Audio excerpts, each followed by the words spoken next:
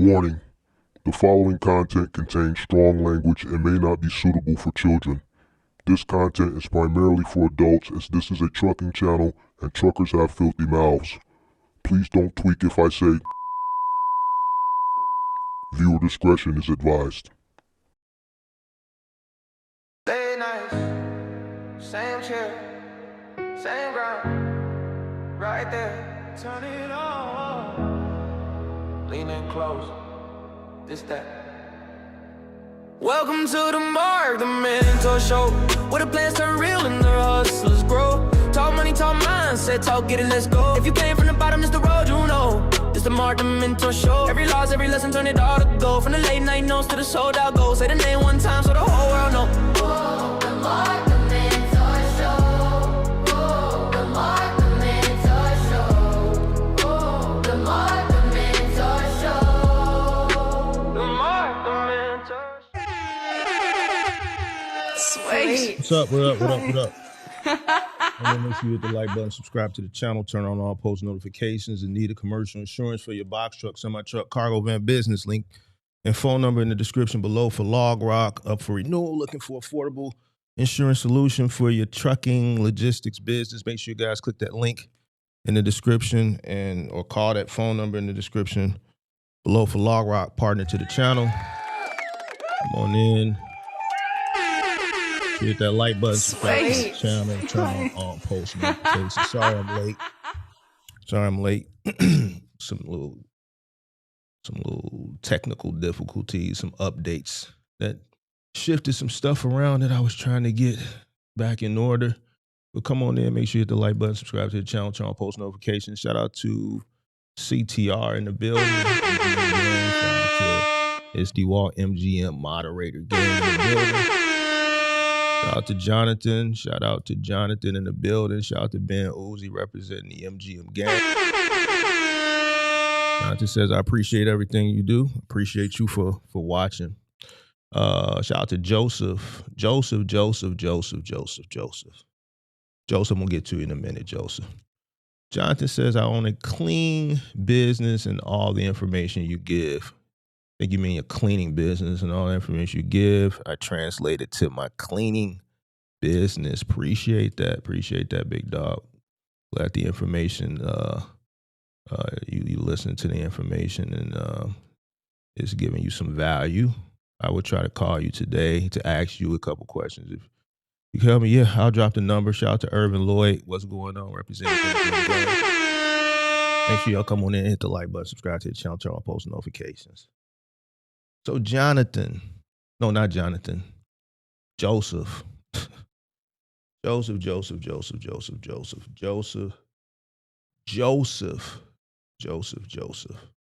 I got your message, Joseph. I didn't respond to it because it popped up in my,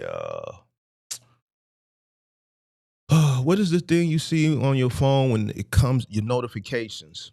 So I did see the preview and I read it, but I was working out at the time when you sent it, and I did read it in between sets, but I didn't, I just didn't have the time to respond to it.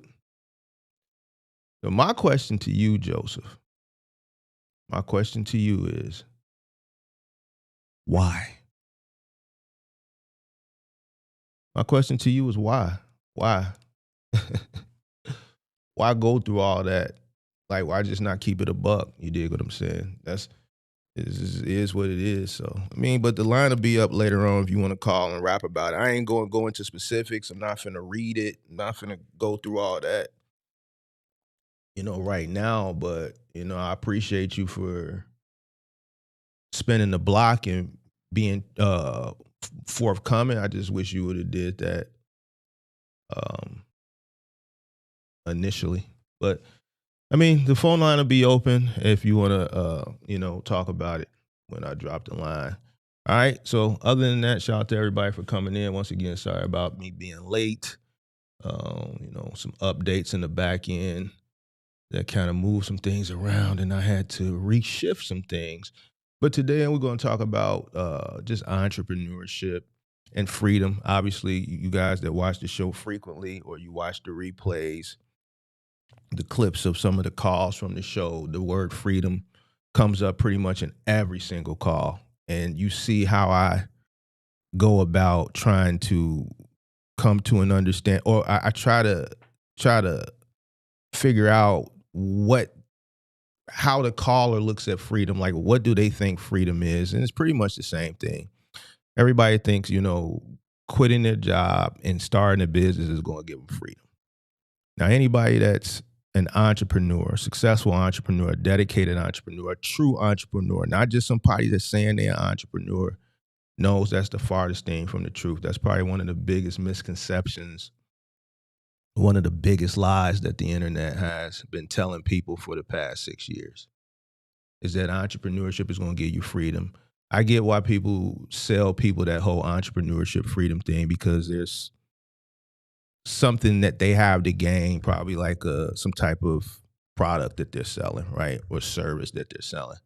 So I get it. And then we're in the time period now where the cost of living is steady going up. So people associate entrepreneurship with a better quality of life. And that is true, but it all depends on the individual, the effort, the discipline, the sacrifice they put in. Once upon a time, prior to, social media influence, the entrepreneur in comparison to the person who worked a 9-to-5 job, you could see the difference. But the thing about the pre-COVID entrepreneur, I should say, is the mindset of an individual coming into entrepreneurship. I would say pre-COVID, pre-social media influence, that mindset of entrepreneur, it was just a different, it was a different mindset. A person understood what they invested in. They took it more serious. It wasn't something that they were looking to do to gain instant gratification. They knew what all came with taking that risk. And today, I don't think people analyze it. They come into entrepreneurship for instant gratification or to escape something. All right. To me, to say, yo, I want to start a business because I just want the freedom to me is ignorant. The guy that called yesterday, he said it. All right. And he equated it to, if I just want to work 1 week and then just take a week off, or work a month and then take a week off. Like, in my mindset and just how I saw things growing up, from like parent working, just uncles, aunts, just friends, parents, like your people worked. They might have 1 week that they take off a year, maybe 2, depending on their job and, things of that nature. But for the most part, people went to work. I think people now, I think working is just something that people frown upon, but the quality of life that people desire nowadays, I just don't understand how you're going to acquire this higher quality of life without putting in the work. So it's kind of weird to me. You dig what I'm saying? And I just kind of want to circle the block. We haven't covered this in a while, so let's just talk about entrepreneurship. And freedom. I'm gonna tell you this now, and to some people, I know we get a lot of people who rather believe the lie. They rather believe the misconception, because it gives them that hope. And if that's how you going about things, I'm telling you, you got a rough road ahead. You got a rough road ahead in business. You got a rough road ahead in life. I'm telling you this. And I know a lot of people that look like that are younger. Since I've been doing this content thing, I wouldn't have thought, if you would have told me 7, 8 years ago, that older people even thought like this. I would argue now. I said, man, ain't no way no person is 35, 40, 45, 50 years old out here, tweaking and living in la la land. But, this platform that allows me to speak to people you know, from all different walks of life, I've come to realize and learn that, man, it's even older people out here that's just living in la la land. Now, we actually had somebody that come on the show last year and said, Mark, you live in reality. I commend you, Mark. You live in reality. I live in la la land. So people admit to living in la la land. I don't know. I don't get it. But I think most people who believe this shit of be your own boss and work when you want and you're gonna make unlimited money and there's no more 9 to 5. If you just drawn off that, you kind of delusional. I think most people don't really want to be entrepreneurs. I think most people want relief. They want relief from a boss. They want relief from a schedule. They want relief from accountability, right? We see a lot of people struggle with accountability when they call into the show. My show is accountability. When you call up, you're looking at this point. I've been doing it long enough that you know what you're getting when you call. You know, depending on how you call, is going to determine how I'm going to respond. Some people I have a serious conversation with because they call serious. Some people I have a serious conversation with and there's satire in it because some of the shit they say is goofy. Right? So I'm going to crack jokes all while still giving you the information and holding you accountable. So I'm going to meet your energy. But at the end of the day, either way is accountability. And you have people that struggle with accountability when you calling in asking for not even advice, you asking for a solution to the problem, right? And then you see it always leads back to one thing, the numbers. And instead of most people just saying, you know, I'm going to do better, they come up with excuses. Man, but you know, I'm busy. To me, your numbers is a part of the job. The job isn't just driving the truck from dock to dock or household goods or final mile. A part of the job is the back end work, which is doing the numbers. So how can you be too busy? It's a part of the job. So when you make an excuse, I may not articulate it all the way because of time constraints, right? Trying to get in multiple calls. So I have to, you know, hit the points and keep shit moving. But if you call me and we get to the numbers and you making excuses on why you ain't did your numbers, that right there proves that you have a problem with accountability. You can't even hold yourself accountable for your own business. So I understand why you don't like taking accountability and maybe delegation from a job. That's a problem with you as an individual. And if that's an issue, then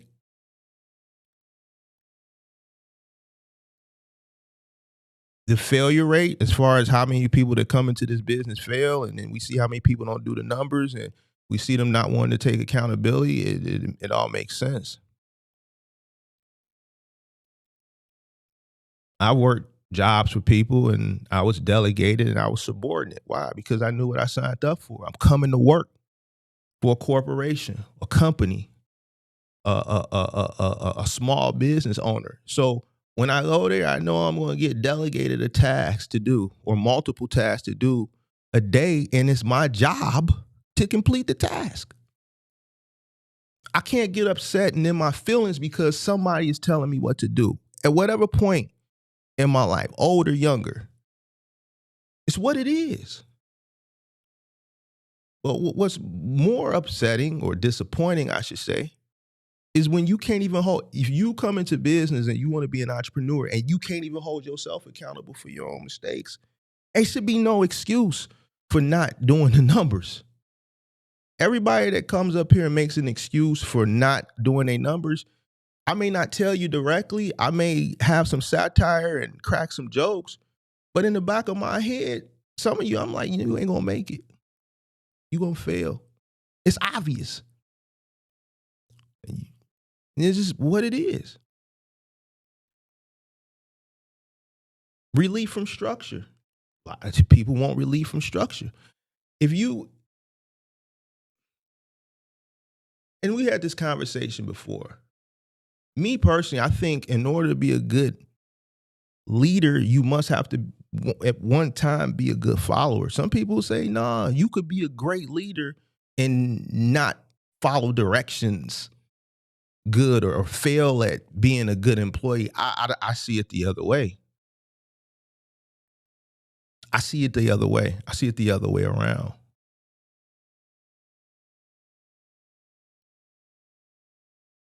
And that's why you get a lot of people that quit their jobs because they can't take delegation. They don't want structure.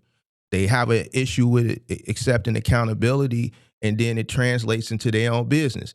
You can't take accountability when I get on you about the numbers. There's no structure. There's no foundation. There's no schedule. You want to work a week and then take a week off. You want to work, that's a schedule, but that's not a schedule of a successful person. A successful person is just going to work, work, work, work, work. I don't want to be told what to do. I can't, I just don't like people telling me what to do. So you come into entrepreneurship, you running from you're trying to avoid things. I think the reason why I've always been good in business is because as an employee, I always understood structure. I think I've always been good in business because I grew up under structure. I come from an era where everything you had to fall in line. All the way around the board. And if you didn't, there was going to be consequences behind your actions. At home, while you in the street. And that level of structure, it don't exist no more. In the home or out in the street. It's gone. You know, I think I've always been good in most things that I put my hand in because of the discipline. I was raised to, be disciplined. I see people lacking that. See people lacking principles. They have no code. There's just certain things I ain't finna do.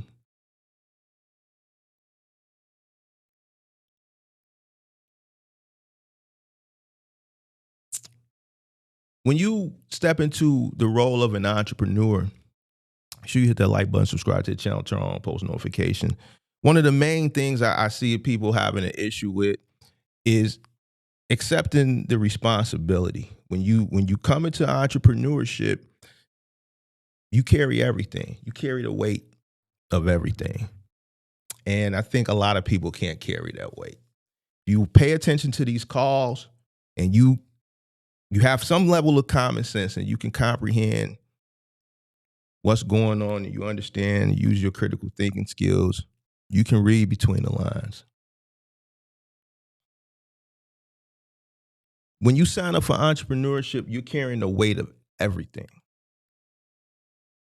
Everything as it pertains to the business. And if you're a person who has already built or building a family, right? Foundation, obviously you got to carry that weight and you got to put a cape on. Man or woman. Is that Kirk in the building? Oh shit. Shout out to Kirk. Kirk, man, everybody keep asking about you. I've been defending you. They said, man, you got deported. I said, man, Kirk didn't get deported. I actually had to go look you up one day to make sure you didn't get deported. Make sure the ICE didn't get you. Shout out to you, though. Shout out to you. Oh, shit. What up, though? So, yeah, you got to put that cape on. A lot of people don't want to put that cape on. They don't want to carry that weight. Not everybody can carry that weight. I'm just keeping it a buck with you. Not everybody out here is a killer when it comes to business. They just not. I'm just keeping it a 1,000 with you. When I tell people, yo, I'm about that bread, I mean that shit. When I say certain things that I do to you, if you weak, people like, man, no, we can all work together. No, we can't. I don't fuck with you like that. Man, Mark, what you mean? But I sat on Larry panel 2 weeks ago on TikTok. I could feel when I was saying that shit, they didn't like that shit. I listened into that same panel, and shout out to the proprietor of the channel. I fuck with that person. They watched the channel. But I'm just listening to this, the mindset. Like, there's not no killer instinct. This is business. And you running off a load board. Like, how is it a kumbaya when you got a multitude of people that and this one particular thing can only go to one person? How are you kumbaya? I just don't understand it.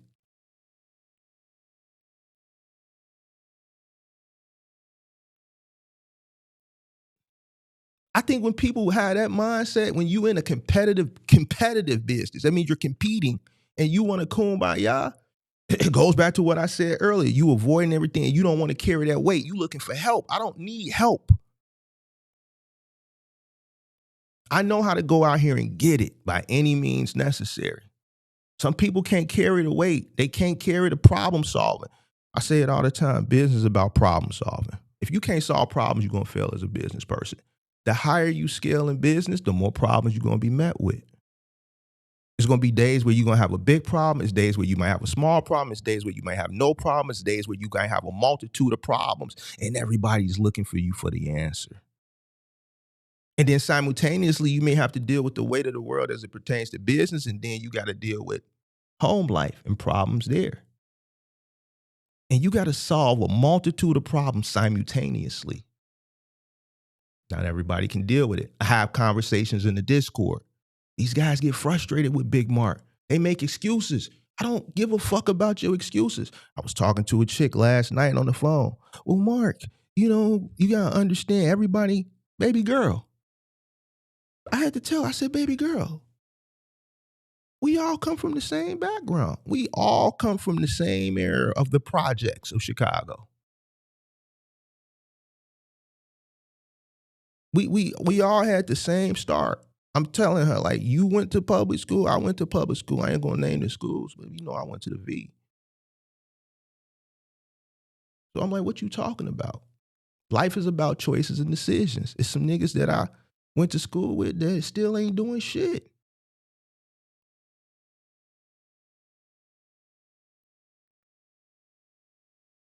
Do you want to live a life of not doing shit, or do you want to get something out of life?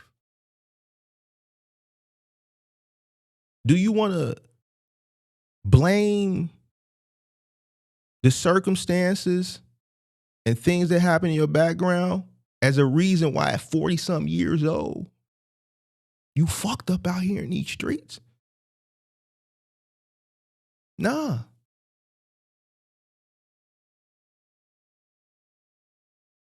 The thing is, when we come from, well, us that come from tough backgrounds, I look at it, we just got to work harder than a person who may have come from entitlement or affluence.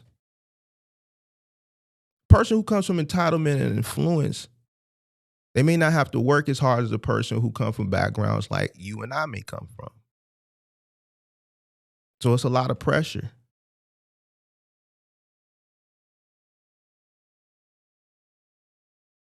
And it takes strong individuals with a strong mindset to be able to work up out of those situations.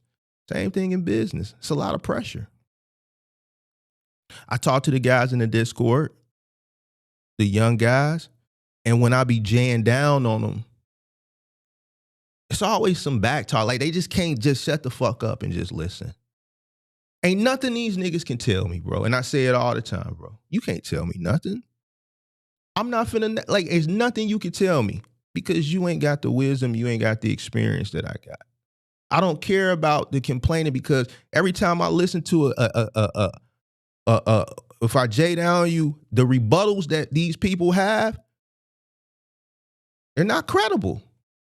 Well, Mark, man, when I get home, I be tired of Mark, I just don't have the time, man. I'm running all these loads. I ain't got time to do the numbers. Bro, that shit ain't it's not a credible excuse.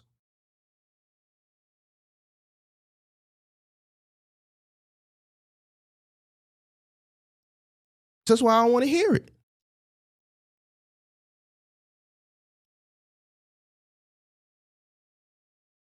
When you sign up to run a business, what you got to understand is if you are a religious person like I am, God is the first thing, right? Then it's the business. And see, this is a problem too. Because I see people rebuttal, no, Mark, family come before business. Okay, cool. And then my response, well, maybe you should get a job so you have a little bit more not structure, have a little bit more balance. That way you on a little bit more a better a schedule that you can structure your life a little. There's less chaos. Being an entrepreneur can be very chaotic at times because these unforeseen situations where you have to go into problem solving skill, your problem solving, they could just pop up at any time. You could have plans. Then the truck breaks down or something goes on that now you have to, prioritize the business.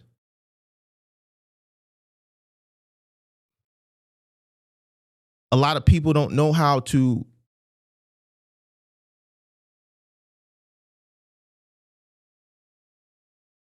carry the weight of, or the pressure, I should say, of problem solving in situations like that. What are you going to do? Me, I'm going to always put the money over anything. So I'm going to prioritize the business. Anybody tell you Mark going to prioritize the money over anything? I don't give a fuck. Some people are going to get frustrated and they're going to get to tweaking because it's going to feel like the weight of the world is coming down on them.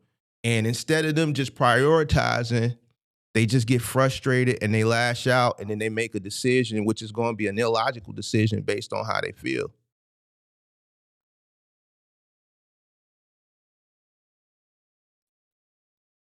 Most people can't carry that type of pressure.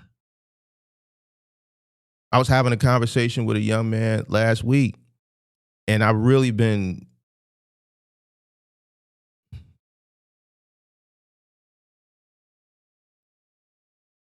I wouldn't say and you guys who in the Discord, you know who I'm talking about. I wouldn't say, I've really been challenging him. And he gets frustrated easily. I tell him, why are you getting frustrated? And the reason why I keep challenging him is because I'm trying to curve him getting frustrated when he's met with these challenges.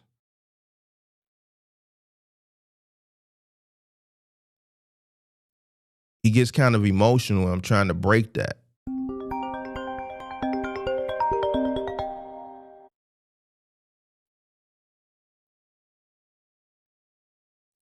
And the reason why I think is because of all the pressure that he's faced with in business. He's having to, a situation that arose the last time we talked is employees. Issues with employees, issues with problems. We dealing with issues with taxes right now. He's got a bunch of shit going on right now. And it's like the more I dig, the more I find out. And then his rebuttal was always, man, see, that's the problem with y'all, y'all generation. Y'all didn't. Something he said, I'm like, bro, I'm not your parent. What you mean your generation didn't tell us? It ain't got shit to do with it. That's in the fucking excuse. You a business person. This is what you decided to get into. So now you got to deal with all the problems and the pressure that come along. You can't blame it on the generation that came before you. What the generation that came before you got the fuck to do with the issues, the all these issues that I'm uncovering with your business.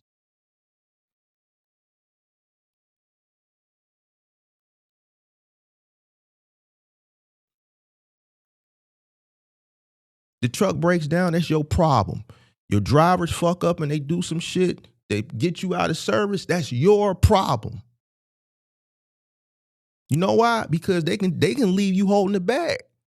They can just quit. You still got to deal with the problem. It's your company. No loads, your problem. No customers, your problem. Driver quits mid-shift, your problem. You're not profitable, your problem. It's not the brokers. It's not the person that quit and abandoned your truck. It's your problem, bro. It's not the illegal migrant drivers, the undocumented drivers, the brokers, the load boards. Everything falls on you. I despise people that place the blame. When you step into a role of leadership, it all falls on you.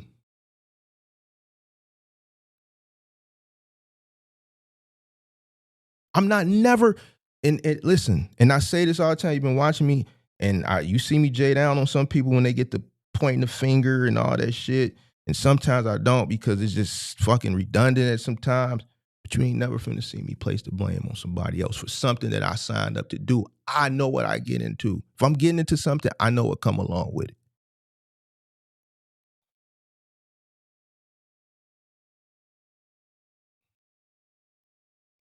We ain't even got 50% likes. 50 people, 21 likes. Hit the like button. Anything I do, I know what I'm getting into before I get into it. I get into a business, I know if I don't go above and beyond, it's a possibility the business is going to fail. If I don't give the business my all, it's a possibility I'm going to fail. If I put dick in the bitch raw and I just met her, yeah, I'm getting graphic. It's a possibility the bitch might have something.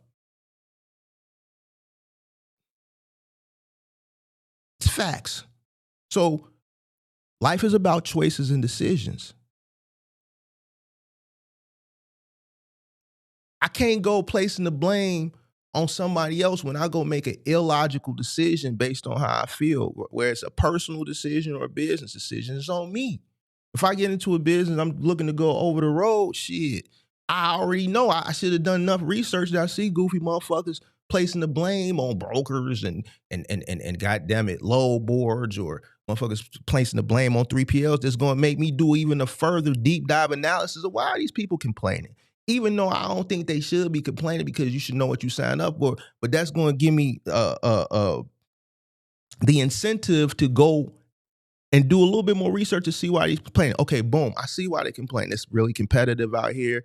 Okay, this is what the boards are paying. So now seeing that based off the complaining that I'm seeing, which forced me and incentivized me to go do further research, I know I need to come in with a lower cost of entry, and I need to make my numbers a Trump tight because the profit margins are very tight. I'm not just going to be oblivious to the rhetoric that I see online. I'm going to see why the rhetoric exists in the first place. Me doing that deep dive analysis based on the rhetoric I'm seeing, I'm also going to uncover that most of these people that are going to be my competitors ain't worth a damn. These motherfuckers, they ain't even bright. They don't know what they cost them. So I'm using that to my advantage. So now when I get in, whatever happens, good or bad, it's on me.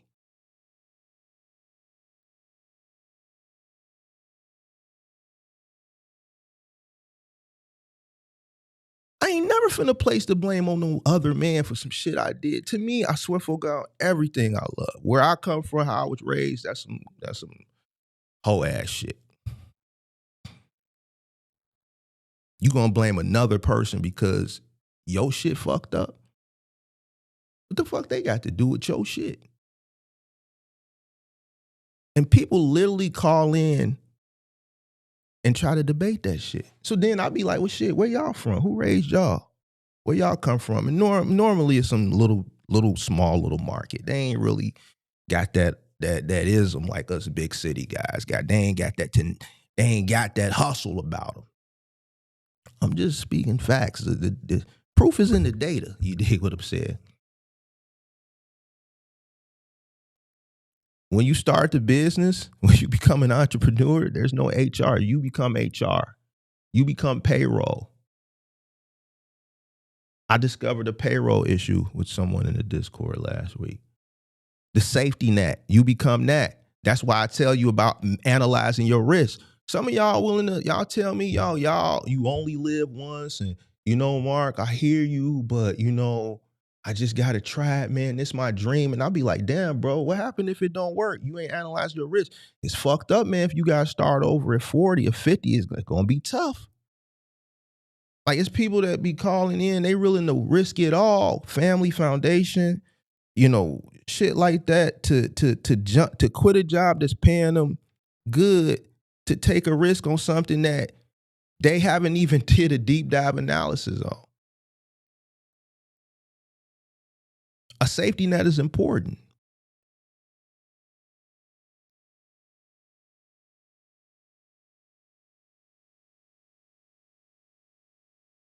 And then when you do all this stuff and things go wrong, there's nobody to blame but you.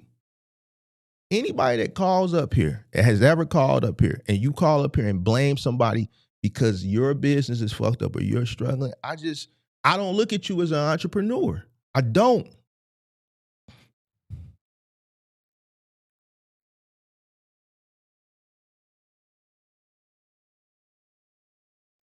You can't even take you can't even take responsibility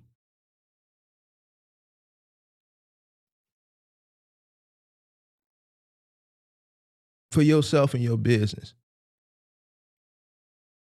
And everybody that's come up here that's placed the blame, once I get to digging, it always go back to the numbers.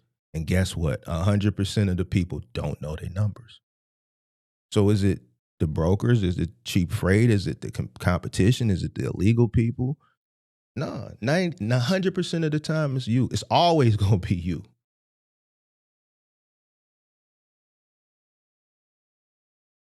And that's where, people start to, mentally break.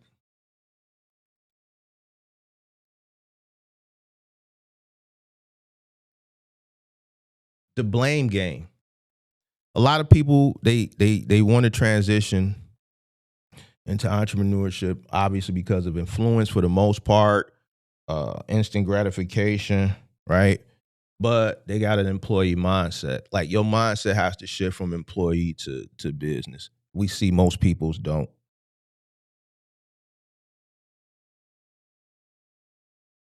Which is why you play the blame game. What I'm trying to get you to understand right now is bosses, entrepreneurs, we don't blame anything. If you call up here, listen to me, disclaimer, especially today, if you call into my show today and we kicking it and you got an issue and we going through it and I'm solving the problem solving, and you get to blaming shit, I'm going to call you a goofy.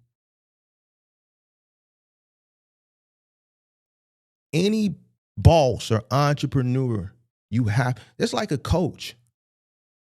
You never see a coach, a professional coach, NFL, NBA, in a press conference, they always own up to it. Even if a player went and did some goofy shit, they always take responsibility. Why? They a coach. They the head of the team. That's what a good coach does. They take responsibility. How are you an owner and you not taking responsibility?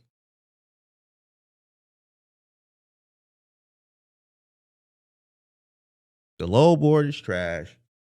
Brokers are cheap. The market is bad. Customers are difficult. Nobody is helping me. Those are all excuses.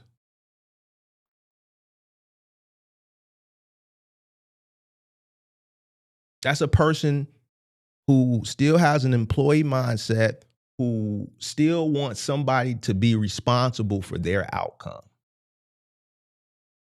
As an entrepreneur, you are responsible for your outcome.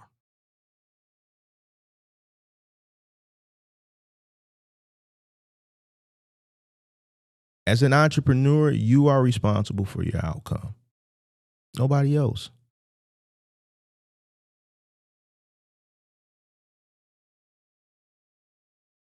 So this is why I be hard on the people who always place the blame. And this is why I'm going to continue to be hard on the people.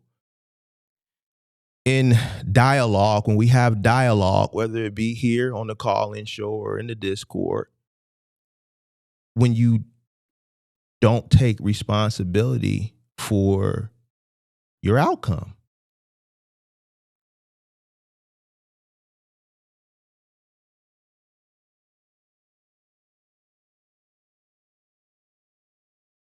You got to make the shift.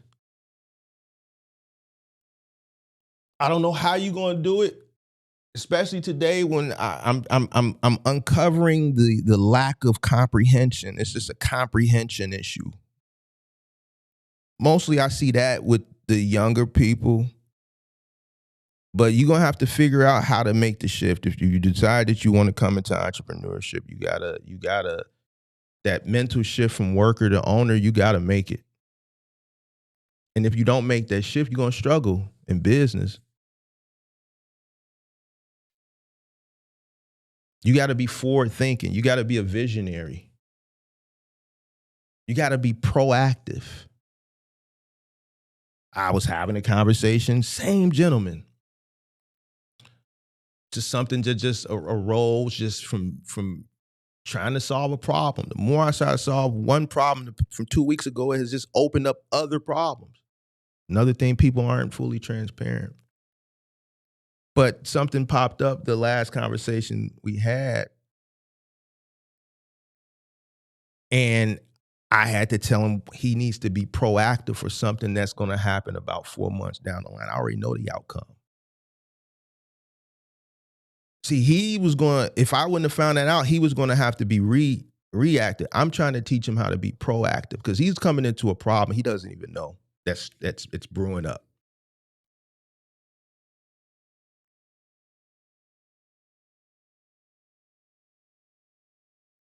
So you have to be proactive. You have to be a visionary. You have to be forward thinking. If you're not making money, you should be trying to understand where and why you're losing money.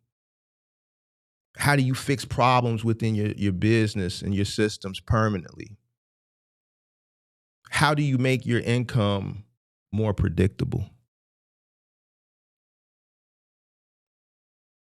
No longer are you being delegated to. You know, when you're an employee, you complete tasks that your superiors delegate to you. As an owner, you build systems. Most of the people that I talk to, they're not building a system, whether it be here on the channel or whether it be in the Discord. They're not creating the direction. And then this kind of goes back to the argument that I had a few months ago with somebody where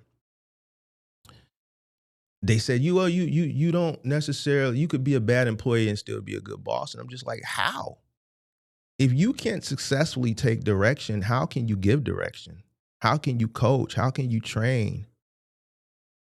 How can you delegate effectively when you never mastered it yourself?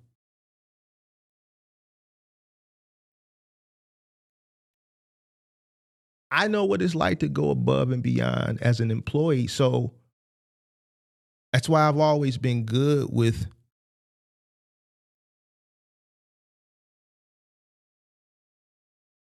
knowing how to get an employee to meet the needs of the business for me. I know how to communicate it effectively because it was once a multitude of times communicated to me as an employee. Why, Mark, I need you to meet the needs of the business.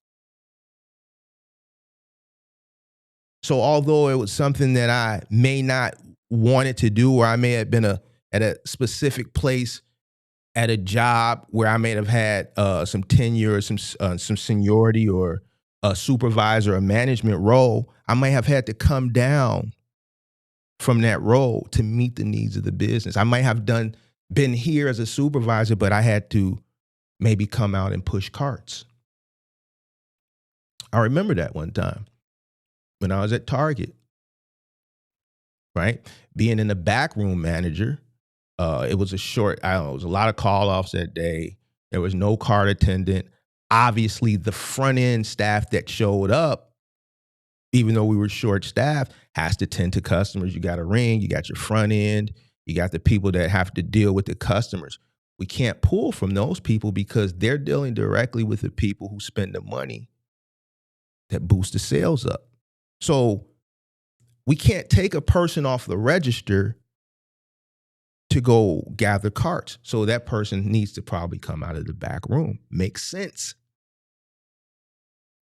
But for me, being a younger individual in my early 20s, even though I'm in a backroom supervisor management position, I felt like at the time it was demeaning.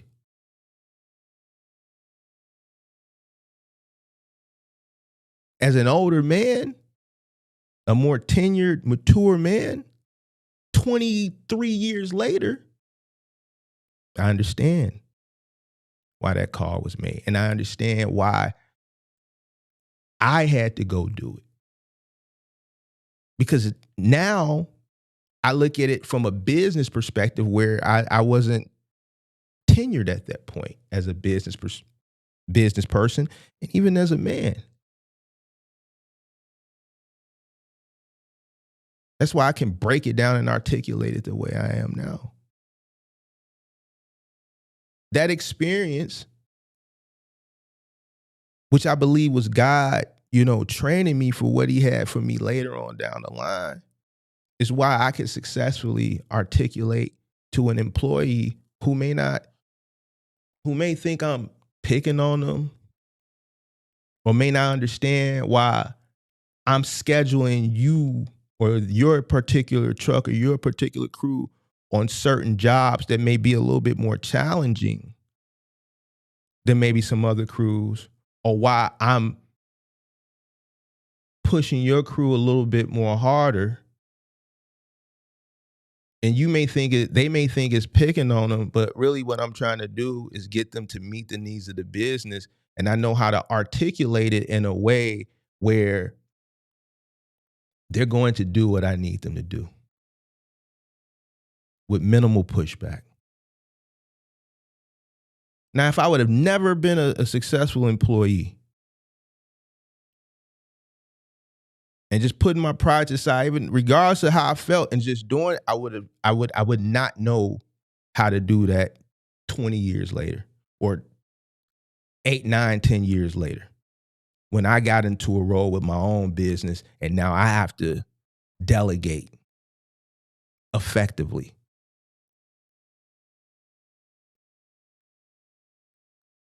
That's why a lot of people can't create the direction and they have problems with their employees. So I 100% think that you have to be a good employee in order to be a good boss, a good owner. A lot of the people that call up, people that I talk to in the Discord, the dialogue I have, what you hear is people that want comfort.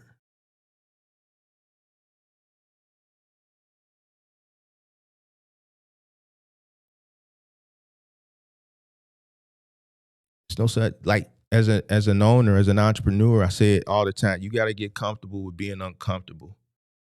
As a boss or an owner, an entrepreneur, you got to accept pressure. The more money you want to make, you got to accept more pressure. You think if you got 5 trucks, you're going to have less pressure than when you had one that you was behind the wheel? No, you're going to have way more pressure. You got 5 trucks. You got 5 liabilities that's out on the road. You got 5 individuals or more, depending on what niche you're in. So you may have more people. If you're over the road, you got 5 people, let's say, out on the road. But if you're in final mile, there's going to be more people. You're in household goods, there's going to be more people. But let's say it's over the road. You got 5 different personalities you got to deal with. You got 5 people that you got to trust. You got 5 people that got their own personal problems that don't know how to handle their shit, and they bring that shit to work that could also affect you financially. Talked about that. Talked about the first time my shit got roofed and why it got roofed, because of some shit that was going on in his personal life that he brought to work and made a bad judgment call because he had a lot of shit, but it cost me money.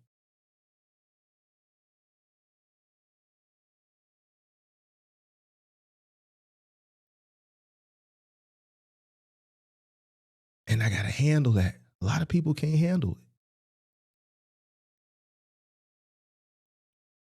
Accepting that pressure, accepting it, paying the money, moving the fuck on. So far in this lecture, tell me where the fucking freedom is at. So far in everything that I talked about, using my real life experiences, where is the fucking freedom?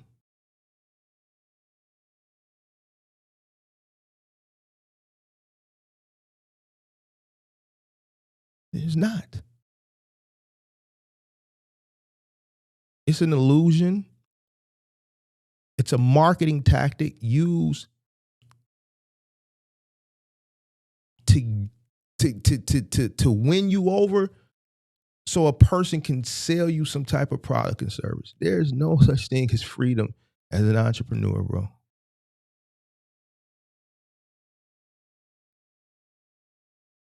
At the beginning. You're going to work the hardest at the beginning. As you're building your systems and you're growing and you're learning, as you scale, it's going to get more difficult. More trucks, more people, more problems. Freedom comes at the end. It comes at the end. Freedom is not when you start, it's when you end.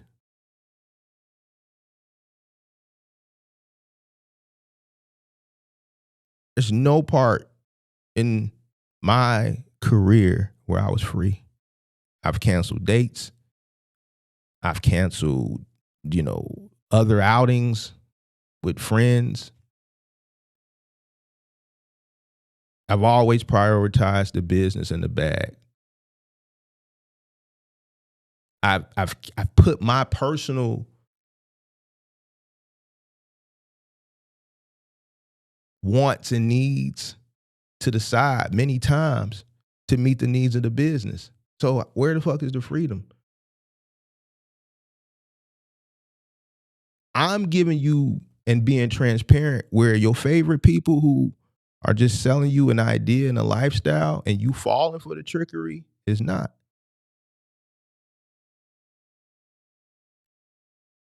Any real entrepreneur that has built anything of substance, or success will 100% agree with me.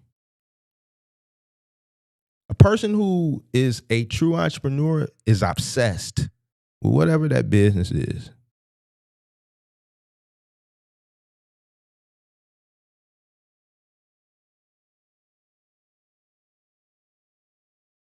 It's not sitting at a beach with a laptop.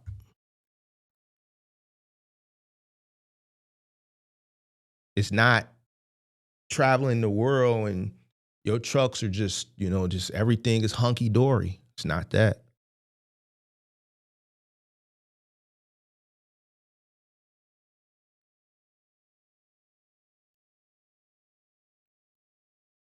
So when I say it's not at the beginning, it's at the end, where another issue arises is most people don't make it to the end. Majority of the people that you see that start this, they fail. And it don't take long.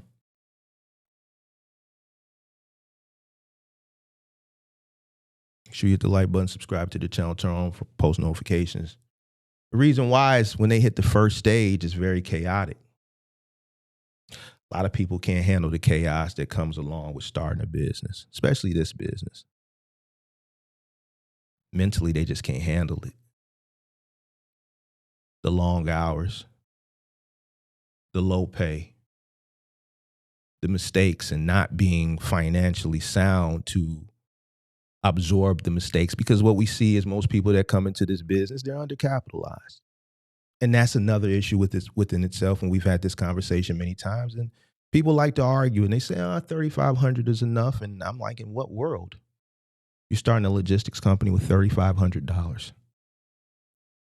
and you think that you're going to be able to survive the learning curve. When you have to come in, get your authority, acquire a rental truck because you ain't buying a truck, and still whatever little money, if anything left over, be able to survive the learning curve. And people want to argue that. Whatever. But mistakes are going to happen at the beginning because you're a novice. And those mistakes aren't free. They cost.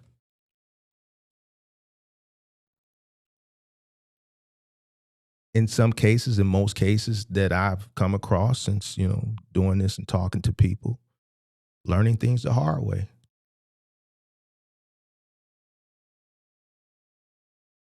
Then it comes to the responsibility overload, which a lot of people can't handle. You doing everything. You the HR, you the payroll, you the problem solver, you the problem fixer, you're on the truck, you gotta do the back end work, you have a long day on the truck, you still gotta come home and do the marketing, you still gotta do the numbers for the day, but we see most people don't do that. They're too busy. This is the excuses that you give Big Mark. Oh, Mark, I was too busy to do the numbers. So responsibility overload. Mark, I'm the driver, I'm the dispatcher, I'm the sales rep, I'm the accountant, man. It's not. Stress is high, you can't handle it.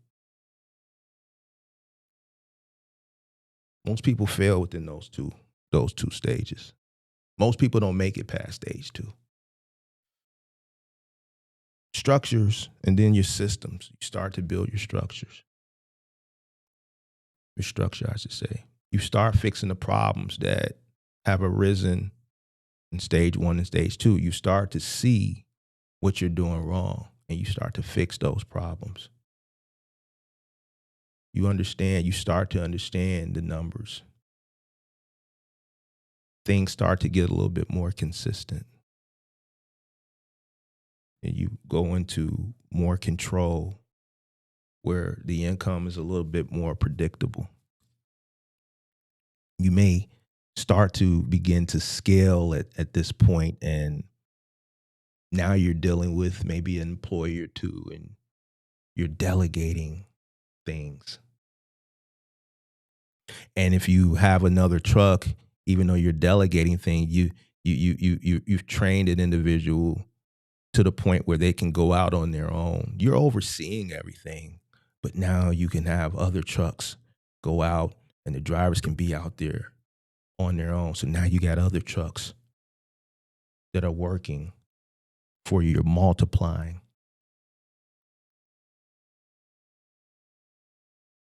And if you can keep that consistent and keep growing and face challenges head on and not run away from them,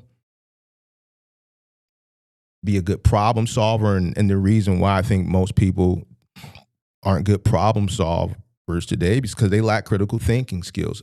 Listen, being a business owner is problem solving.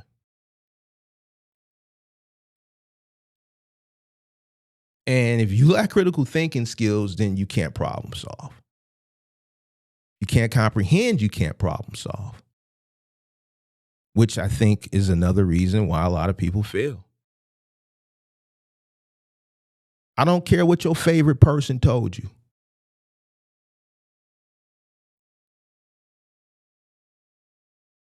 I know they told you analysis paralysis and anybody can do it. That's not true. Because if anybody and everybody could, then anybody and everybody would. The people that do can solve problems. If you can't solve problems, you're not going to be able to do it. That's the facts. If you lack critical thinking skills, then you can't problem solve. That's the fact. That's the fact.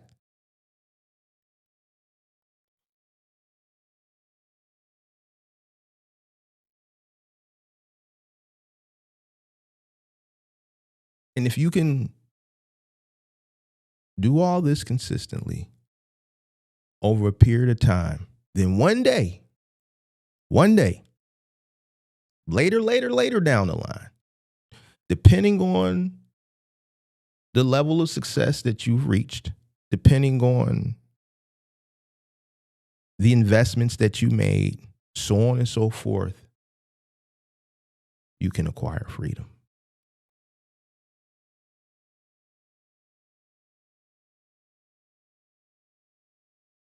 Most people want to skip all of that shit that I just talked about and just get to the freedom. And it don't work like that. Unfortunately, the way things are set up, it doesn't work like that. I hate to be the bearer of bad news to some of you and crush your dreams, because Instagram has told you otherwise in these 30-second reels or these 1-minute reels or whatever the time limit is on them. That's just not realistic. You can't skip all of this and get to freedom. That's why people fail. Responsibility is the price of control. If you want control of your time, then you have to take responsibility. You can't get control of your time at the beginning.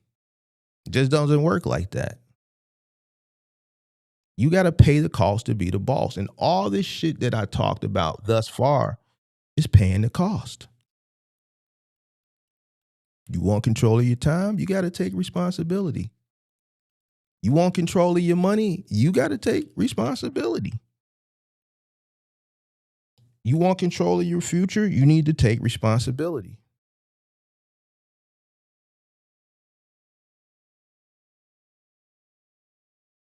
I don't know at any point, me or anybody that I know that's successful, whether they worked a job, entrepreneurship, where they got control without carrying the weight first. Everybody got to pay their dues. Like, how you just going to come into a business and just get freedom just off back and you don't pay your dues? Everything that I talked about thus far to where we are now as far as the freedom is paying your dues.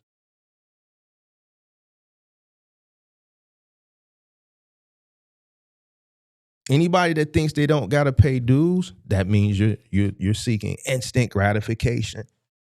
And once again, unfortunately, I hate to be the bearer of bad news, but that's just not how things work in the real world. I know it looks that way to you, but that's just not realistic.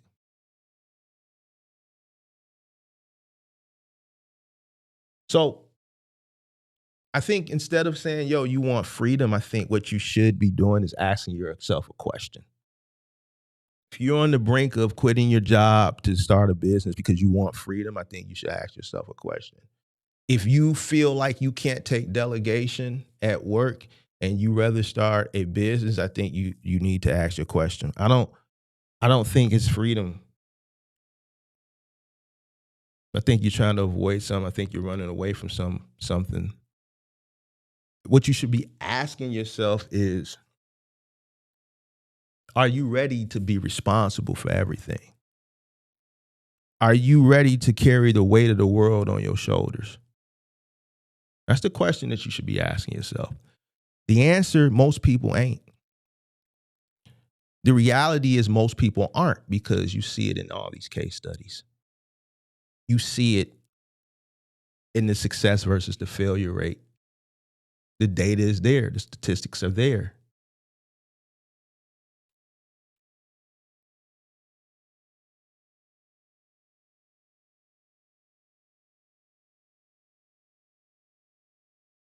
Mentally prepared, most people aren't. And that's why they fail. All this that we talked about, cause comes from this. All right, is your mental strong enough that when you finish doing whatever it is that you're doing in the day, no matter how tired you are, you know, I have to do the accounting. I got to do the numbers. Is your mental strong enough to force you to sit your ass down and do it? Or you just gonna say, I'm gonna go to bed, I'll put it off to tomorrow. Then tomorrow you put it off to the next day. And next thing you know, you put it off so long, you just don't do it. And then when you call me, you got a problem. We go through the problem solving. It leads down one road.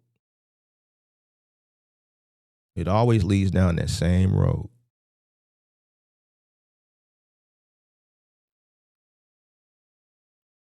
Is your mind strong enough for you to take responsibility for your own actions and your own outcome? Or do you have a weak mind that you're going to place the blame of your failures and your outcome on other people?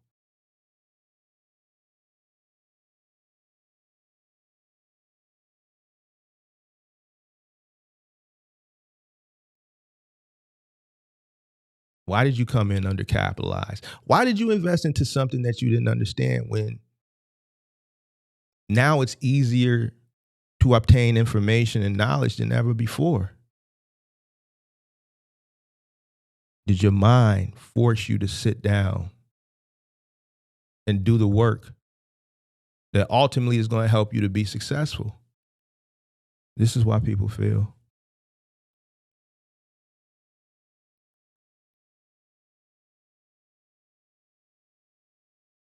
The rewards, the lifestyle, the image that you want, you can obtain it. First, you got to strengthen this. If this is weak, then even with the pressure, even with the problem solving,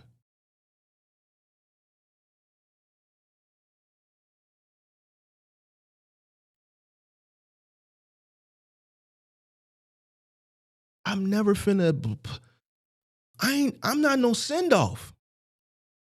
Anybody that sits here and blames another person because their business fell, to me, you a send off.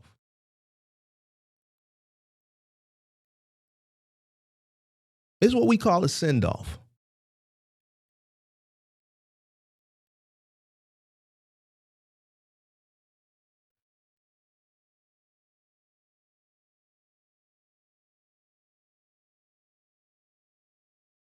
Entrepreneurship will expose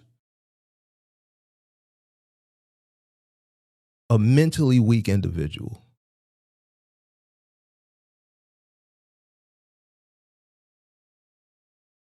I think entrepreneurship is probably one of the best ways to expose a mentally weak individual.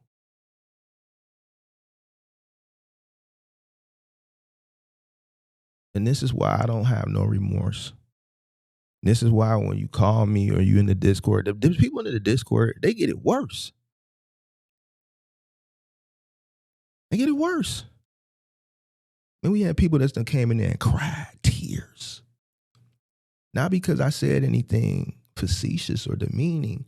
It's because they came in there with a problem and I told them the truth. And today people aren't used to hearing the truth. So when you hear the truth, it's like it's like it hurts people. Because then they realize all the mistakes they made. They realize how oblivious they've been for whatever reason.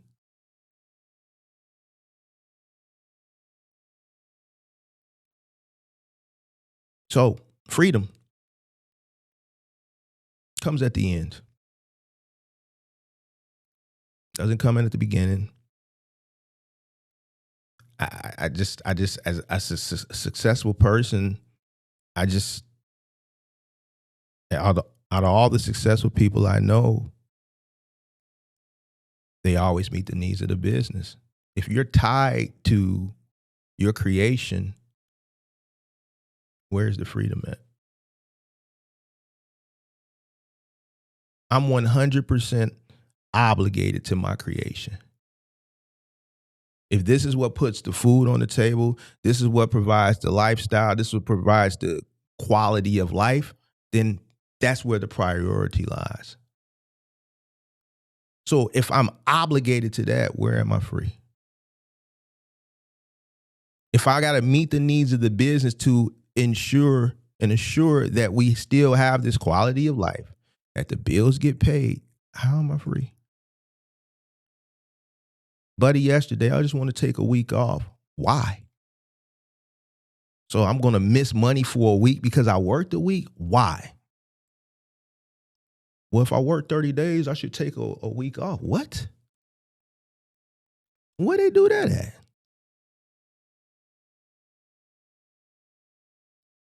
I showed one of my homies who a company driver. People always like, bro, what? How? Does he? Yeah, this is every day, bro. Every week. Why? Buddy ass working.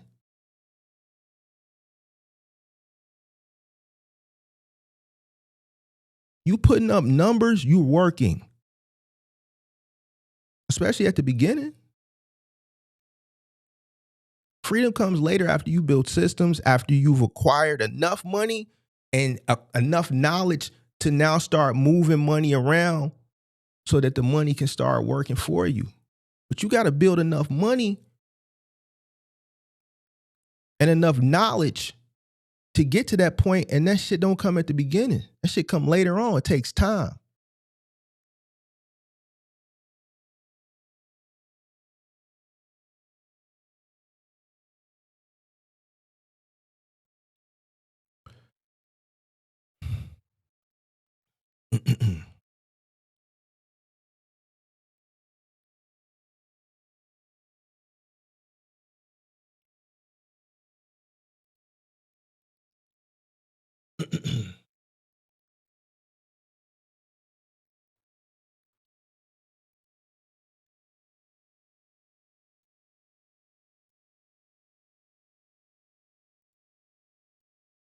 Phone lines is open. 312-772-5483. 312-772-5483. Make sure you hit the like button, subscribe to the channel, turn on post notifications.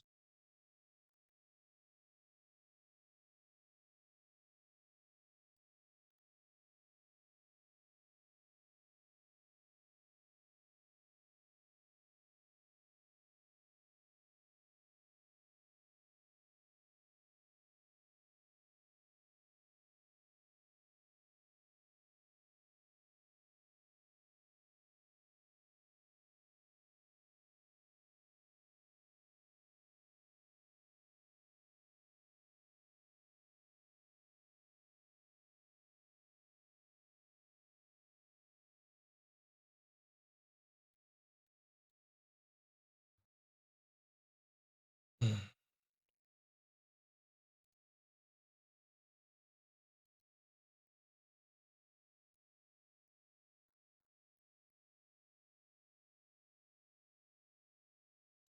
312-772-5483. Link is in the description as well. So, a few people said they wanted to call up. So there you go. I'm going to be here for a short time, not a long time. You dig what I'm saying?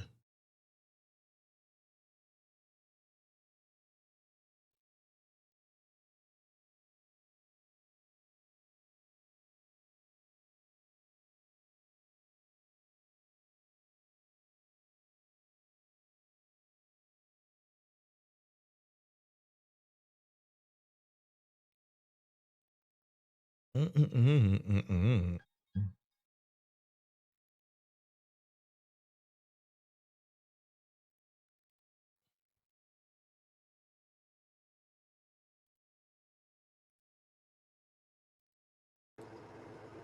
'Mark, what's up, man? What up? What up? What's good, man? Been a minute. Yeah, man. They said the ICE got you. I had to go. I had to go. I had to go look on the website. Oh, man. It's the ice got me. I had to go look on the ICE website, and I'm like, damn, what's his A? What's his A number? I'm like, do we got an A number? had to go. Oh, Had to go look. and told you that, man. Yeah. Not your boy Kirk that you know, man. Not me. Yeah. I forgot who said. I think it was Pop Sosa said that they got you, but you know, we ain't. What's good though?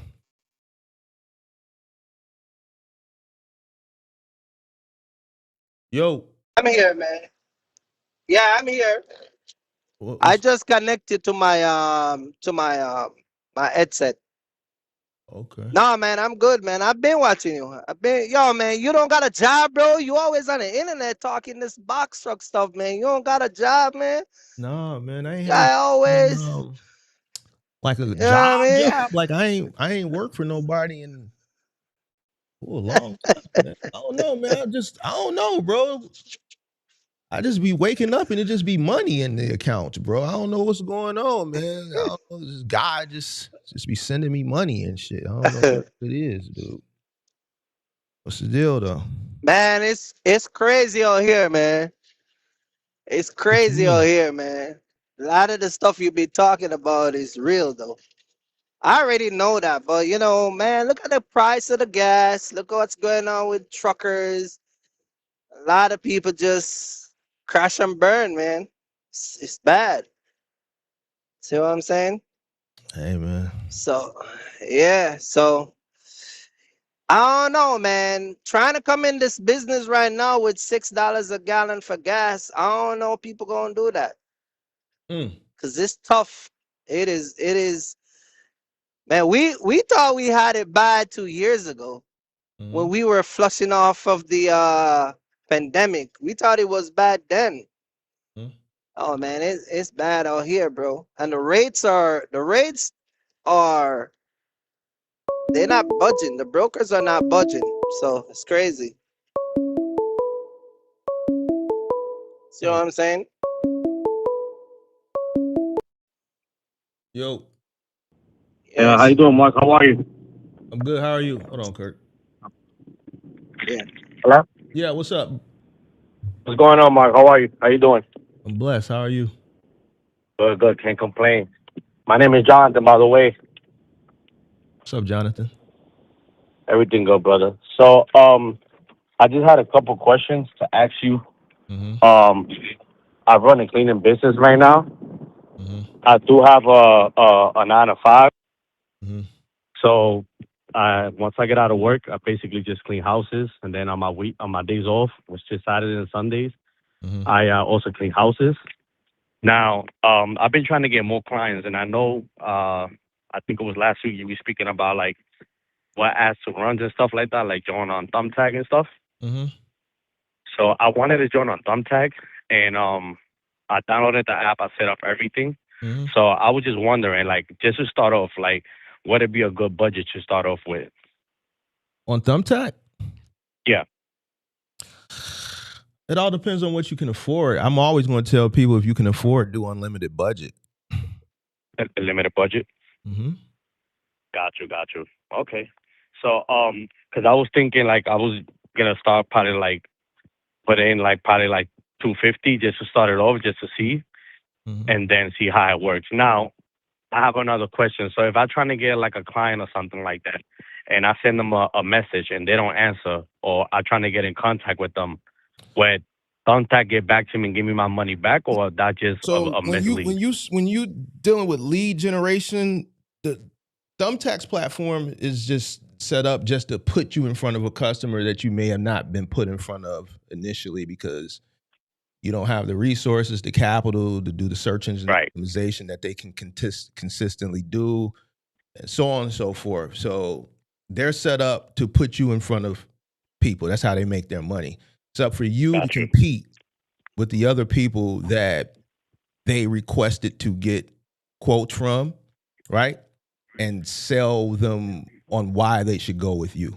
All right, so you Got got to you. be able to sell them, and then time plays a fact too. So as soon as those leads come in, obviously you want to have your generic quote already ready to go, so that you can just push the button and then Got you. immediately call them. Okay. Okay.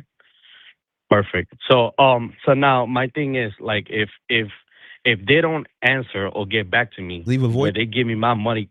Huh? Leave a voicemail. You're not getting your money back. It's not how Got you. leads work. You're paying for a Okay. lead. Okay. So it's up to you to close the deal. It's up Got to you. you to close that deal. Got you. Got you. Now Yeah. I know you were speaking about like on Thursday like that boost the boost like to get boost for like that works like every Thursday. You said, say that again? A boost. You said I know you was talking about like every Thursday. If I could put like 175 or whatever, why not? I was giving somebody a strategy because I understand how it works. You know, the reset is Yeah. Monday, and that's when everybody's budgets reset. And the person, let's say like you, I don't know how the cleaning sector is over there, but like in like the moving sector, you know, especially during peak moving times, a 250 budget, you could run through that in a day. So as a person who got, like, say, a 250 budget for the week, right? By Monday, Tuesday, you're gone, and so are all the other people who have that budget, right?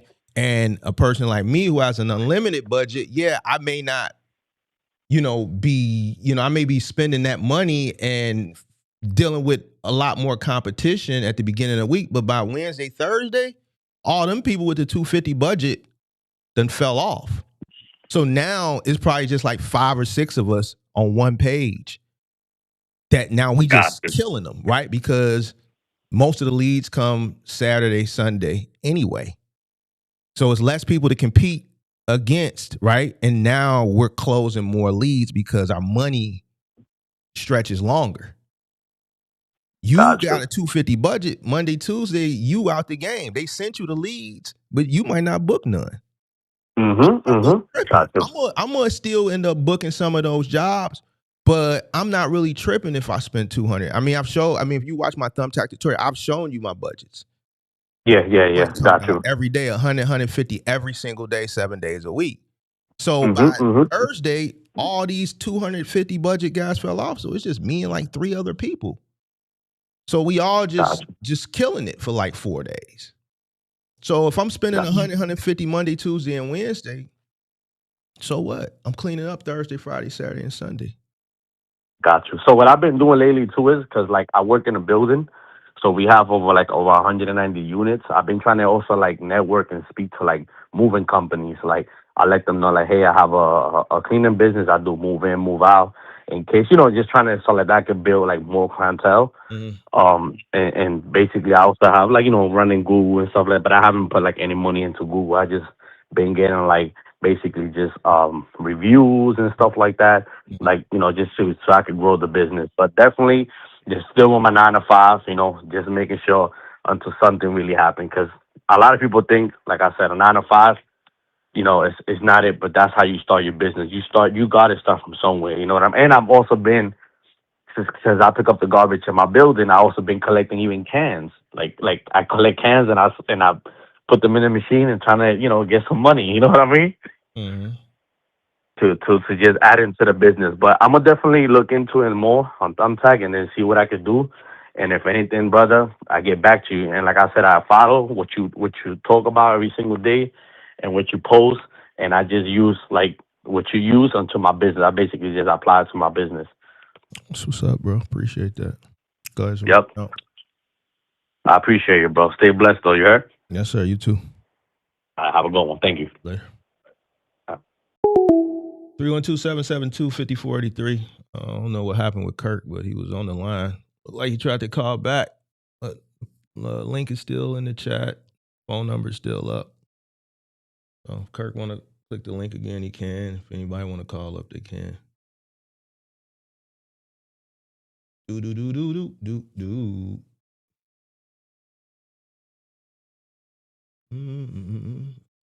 Why did like 30 people left when Kirk called in? What happened? It was like 80 people in here. Why'd y'all leave for? Doors of the church is open, man. What y'all want to talk about, bro? Like y'all said y'all wanted to call, bro. Like call. Like I had to lecture. I figured somebody was gonna push back on that shit, bro. The freedom shit.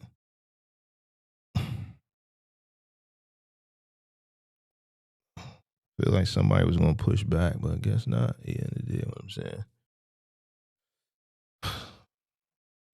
Be honest with you, some of y'all just ain't killers like that. Y'all ain't really just got it in you. You ain't got that step on you shit, man. You ain't trying to step on shit, boy, and get it. I was listening to this shit the other day, man. I just didn't even Not on my channel. I was listening to this other channel, man. I just heard this guy say something. I wanted to say something so bad, but I just didn't. It was on TikTok. I just didn't say nothing, bro. I'm just like, man, people just be out here they oblivious to really understand how business work, and they think this shit kumbaya. They think everybody they friend, and they thinking that, man, it's not people that's out here that will 100% step on your shit. I just don't understand this shit, bro. I don't, bro. I do not understand people's mindset, bro. I don't. Kirk, what you gonna do, man? You gonna call back in or what? Anybody else? 312-772-5483. What time is it? Ooh, we got another hour to go. We gonna give y'all the 4. We gonna get y'all to a 4-piece nugget. You dig? A 4-piece nugget. A 4 for 4. Wendy's 4 for 4. A Wendy's 4 for 4.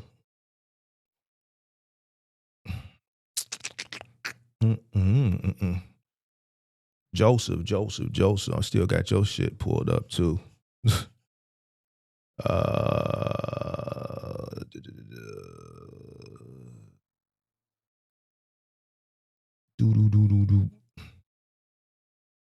Make sure y'all hit the like button too. Hit the like button, subscribe to the channel, turn on post notifications. I don't know if Kirk gonna call back up or whoever else said they was gonna call up. Floor is open. Floor is open. I think maybe Kirk probably lost his service. Linkage. What's that?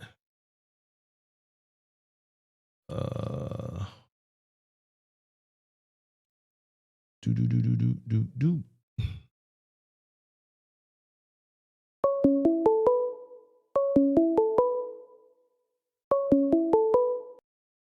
Hello? Hello? Yo, Mark, what up? What up? This is Mitch, Minnesota, muscle junk removal. What's going on?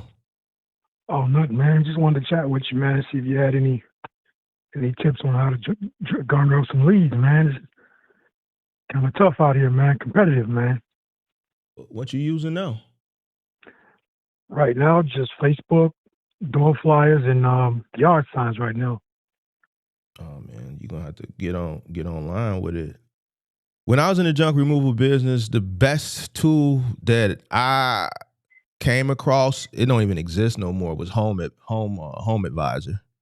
But they got acquired by Angie's Leads. And I just never, even back in the day, I never just signed up for Angie's List. Thumbtack wasn't even a viable solution for junk removal in comparison to Home Advisor. Gotcha. So maybe try Angie's List. I've never used Angie's List. But, you know, Angie's List has been around for a long time, decades. You know, it was the paid, it was the premium. It was like, so when I got started, it was Craigslist and it was Angie's List. And Angie's List you had to pay for.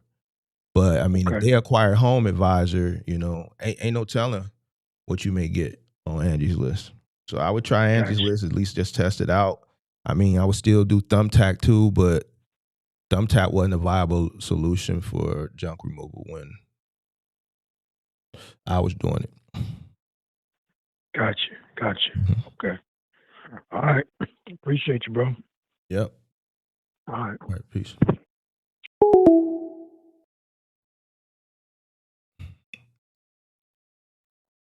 (312) Sham 2 5483.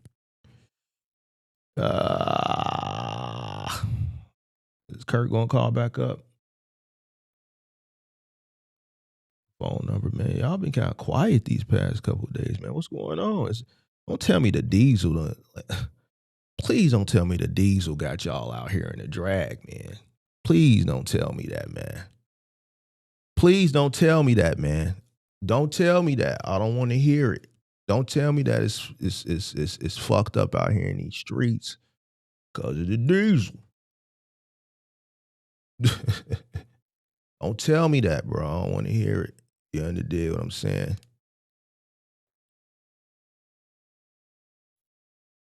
Let's see something.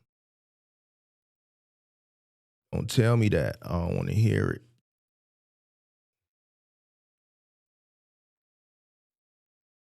Hold on, I seen something earlier.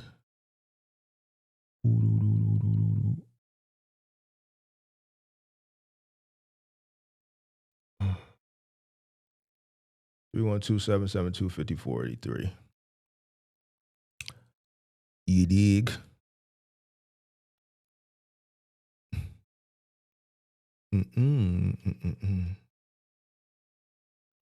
I was interested in what Kirk was about to say, but I had to take that call.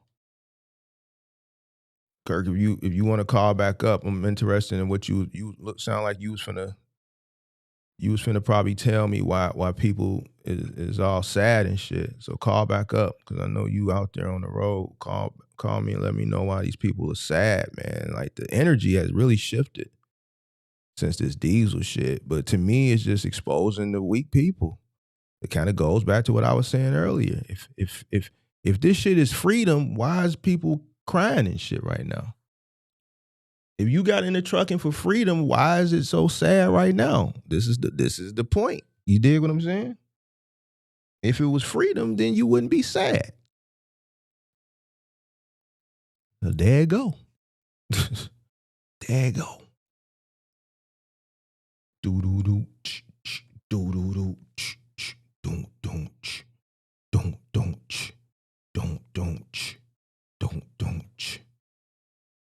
We will rock you. 312-772-5483. We waiting to see if Kurt called back. We seeing if we're gonna get some calls. Man. Don't.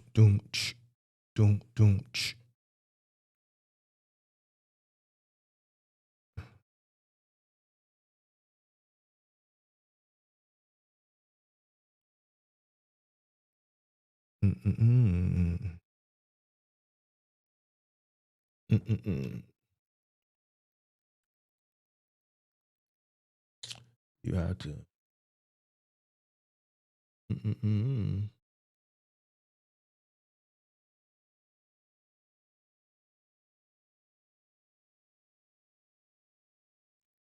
Appreciate it, bro. I work overnight plus going in tonight. Hopefully I'm up when we get to call. Machine Modern Women call-in show. Phone line is open. Phone line is open.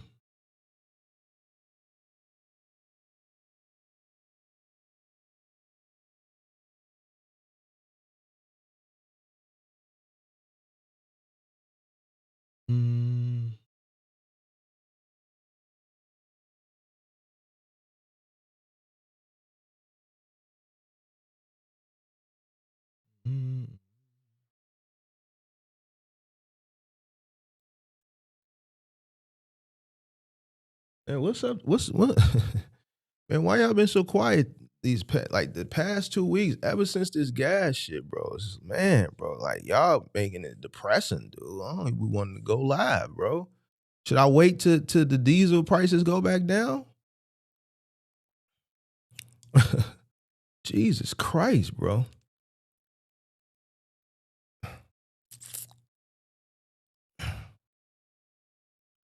We got a solution, though. I got a solution to y'all problems, but I know some of y'all, well, a lot of y'all ain't gonna want to get to it. No, a lot of y'all ain't gonna want to get to it. You dig? I got a solution, though, to some of y'all problems.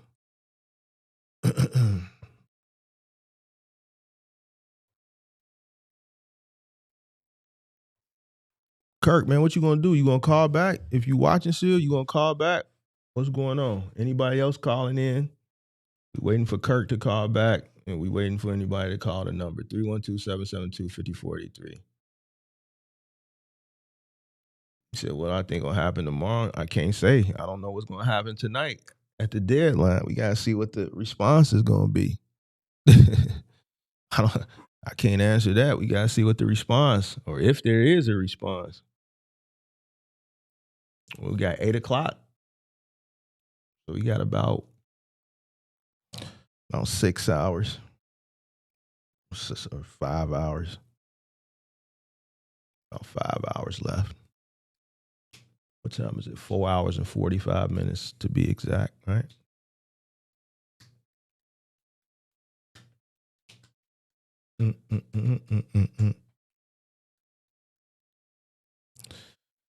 So we'll see.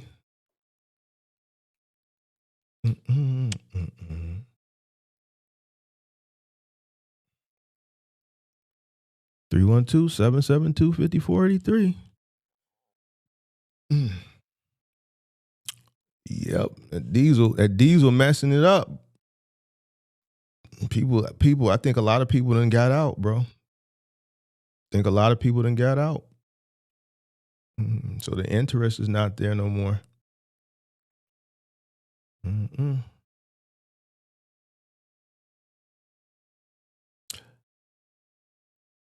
I've been through it twice. You just got to deal with it. That's why you got to make sure you know your margins, your profit margins, so that you can adjust. You need to know what your profit margins are, right? You need to know your numbers, right? And you need to have some that nest egg that I talked about earlier, that working capital.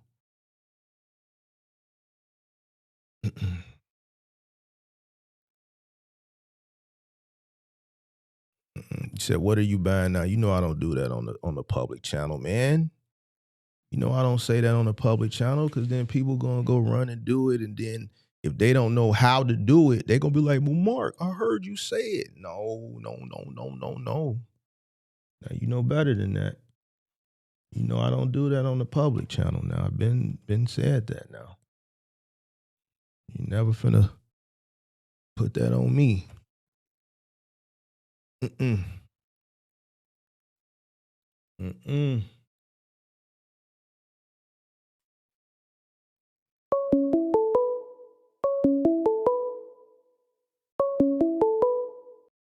Hello.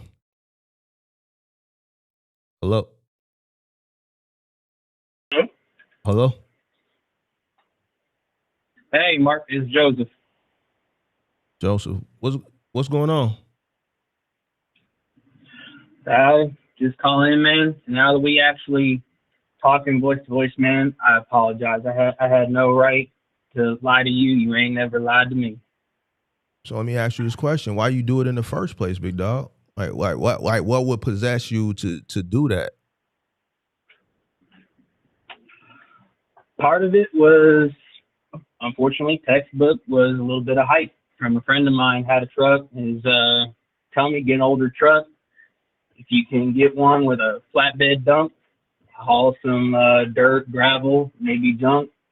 I saw an opportunity with this old truck for cheap sitting around, and without thinking about it, jumped on it. No, there ain't nothing else to it. I'm saying, though, if you ask me a question, I answer your question. Why when I act or when I respond to your question with a question so I can get some more context so I can know how to answer your question, why not just be transparent? Because in order for me to give you a good answer, I have to know the details. So if you lie, then now I'm answering your question based on a lie. You dig what I'm saying? Yes, sir, I do. So now it becomes a waste of my time. Absolutely. And for both of us, then I don't get the information I need either. You don't get the information you need because, and the reason why you probably lying is because you're trying to avoid the truth. Yep, got caught out. You know, there it was. I had every opportunity to tell the truth, and I tried to cover myself with a lie, and that ain't right. Yeah, that's not good. This is not cool, bro. Where you from? Not at all. Where you right? Where you from? North Carolina. There you go. Where in North Carolina? Middle American Hickory. I'm in a pretty rural area. There you go. Yes, sir. Yeah, them 5 P's. Man, what's up with y'all Middle Americans? Why y'all just can't keep it a buck, bro? I don't know, brother. I had no right to do that. Yeah, man. Listen, I be telling y'all, and some people be thinking I just be out here picking on people. No, I don't. I just go off the data. Just go off the data, bro. Yeah, man, ain't no reason to lie, bro. You could have kept it a buck. Like what? Like you telling me the truth. Like what? Like how is it going to affect you negatively? Like you telling me your truth as it pertains to a 16-foot box truck. I don't understand why waste the energy in line. Now I You're just solved a problem that wasn't even a problem because it was altered truth. So it was a waste of Yep. it was a waste I of time. made it a problem by lying. Yep. Yeah. How old are you, big dog? How old are you? 29. 29. There you go. There you go. There you go. So I think the lesson here is one, tell the truth. And I get it, you young. That's why I always say I'm old. I'm too old to be lying. Just accept what it is. It's the truth. I don't give a fuck if you like it or you don't like it. I understand young people, you want to fit in and things like that, but I'm gonna tell you this, young man. Just tell the truth. If a person rock with you, they rock with you. If they don't, they don't. If you a good person and if a person don't want to fuck with you because you told them the truth, then it's they loss.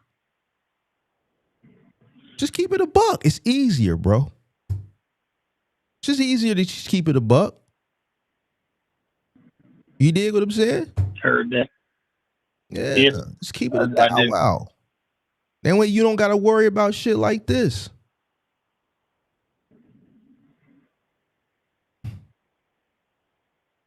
Yeah, big dog. Now let's get into why you lied. You let somebody send you off. Yeah. You let your buddy send you off. Now that goes back to what I'm talking about. That go back to some middle American shit too. Why you let your buddy send you off? Didn't know no better. So you didn't take the time to go formulate your own opinion based on the information he gave you? Nope. It primarily was height based. He started showing me numbers, and there it was. I was like, oh, I can make a little side hustle out of it, which I know is not quite to the businessman mindset. Mm-hmm. And I got caught up in the hopium that I would make more money. Yeah, man, you got to get rid of that, bro. Yeah, man, don't let Yes, nobody sir. send you off, bro. Ever. Never let nobody send you off. Letting somebody send you off could be life and death, bro. Always got to use your own brain. It's okay to listen to what people got to say, but then you got to go behind them, take that information and do your own research, formulate your own opinion. Now, there are some people that you can listen to and take what they say off face value, but they have to deem themselves credible, and that takes time, bro. Like, my OG tell me something is law. My OG ain't gonna never steer me wrong. She got wisdom, right? Now, I got some homies that's 25, 30-year homies, right? If they tell me something, yeah, it's in my best interest. If they say, look, don't go to this spot tonight. They might not go into context of why, but I'm not going to that spot tonight. They may be privy to some information that I don't know, but what they saying is law because we got 30 years. We done been through shit together. I know they got my best interest in mind. Next morning I wake up, man, some little phone in them from where they from, their area done came through and laid motherfuckers down, shot the place up. It's a read. Now I understand why he didn't go into context when he said don't go there because we on the phone. So I'm giving you situations both from just in the world situations and then from a business perspective, right? So, but some stranger motherfucker or some person who ain't credible, you can consume what they got to say, but then you got to go take that information that they gave you and then you got to go behind them and do your own research to make sure that it's fact and that it's law and formulate your own opinion. A person that's your peer in this space who's not a tenured business, man, you can't take what they saying as law.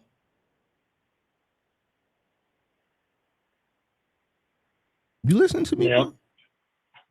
I so am, yes. Is this flying over your head? Is this big city talking flying over your head? Is these analogies? Because they say People don't like to, but I understand why they don't get the analogies because it's not for them to get. So let me know if you ain't getting this analogy. Now maybe I can maybe do something that's, I don't know how to do middle American analogies, but maybe I can try. Do you understand what I'm saying, bro? So far, I'm following you. All right, then, big dog. All right. Yeah. I don't ever listen to nobody, man, because a man will send you off and it could cost you. That's why I wanted to say life or death. I'm giving you in reality, in the real world and in business. You always gotta, use your own judgment. Unless, somebody that's credible. And, credibility takes time and years and shit like that, bro. Yeah. Mm-hmm. Yeah. Now, if I say, yo, don't do it, I'm credible. I'm the big homie. I got your best interest in mind. I deem myself credible. I'm telling you, don't do it because I know what's in store. I might not go all the way into context because I might not have the time. But if I say don't do it, then don't do it.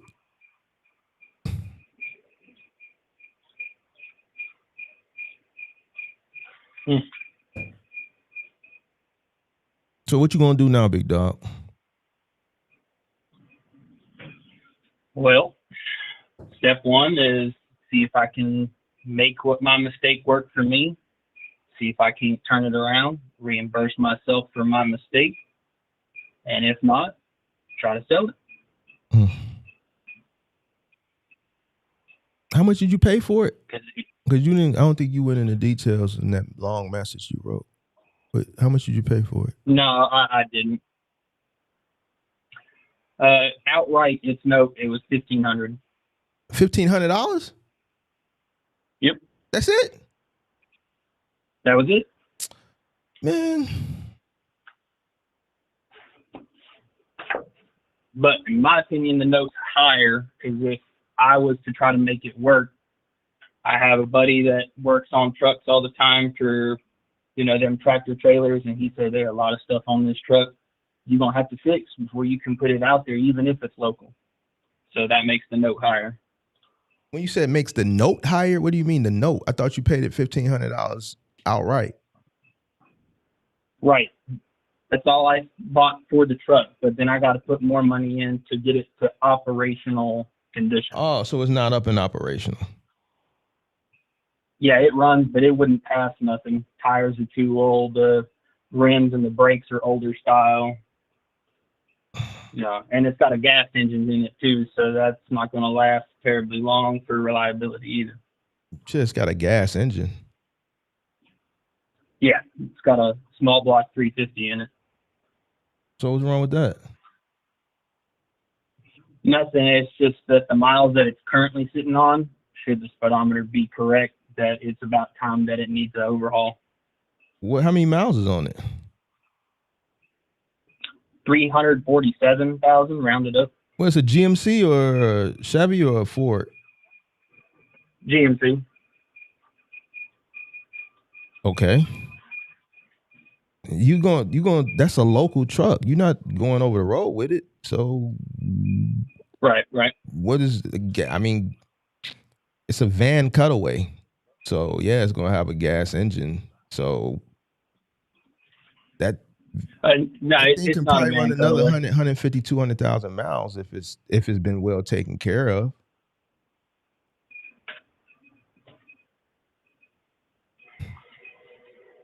Yeah, that's unknown. As if it were. But if it happens, you're talking about a GMC Savannah cutaway, bro. Like you can go get a rebuilt engine dropped in that bitch for a little nothing. I don't know what a little nothing is to you. A little nothing to you and a little nothing to me probably is two different things. But from a business perspective, for that vehicle, it's a little of nothing in comparison to what a person who may have an international or like, dude, like you can literally go get a a rebuilt. You can go to LKQ and get that shit and find you a mechanic that drop that in that for. I mean, that ain't nothing.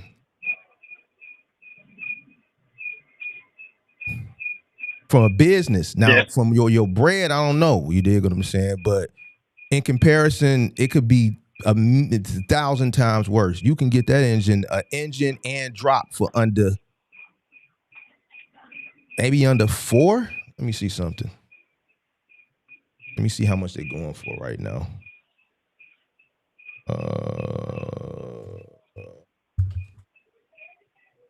You said it was an 89? Yeah, it's a 89 GMC C/K 6000. That's a was it what were they using back then? Was Caterpillar or is it Vortec? A lot of the diesel options for that truck were DD engines. It's a gas engine in there right now, bro. Right? Yes, it's just a straight Chevy small block that's currently in it. Yeah. All right, what is it? What's in there? It's a 350 V8. It's a 5.3. 5.3? 5.7 if I'm not mistaken.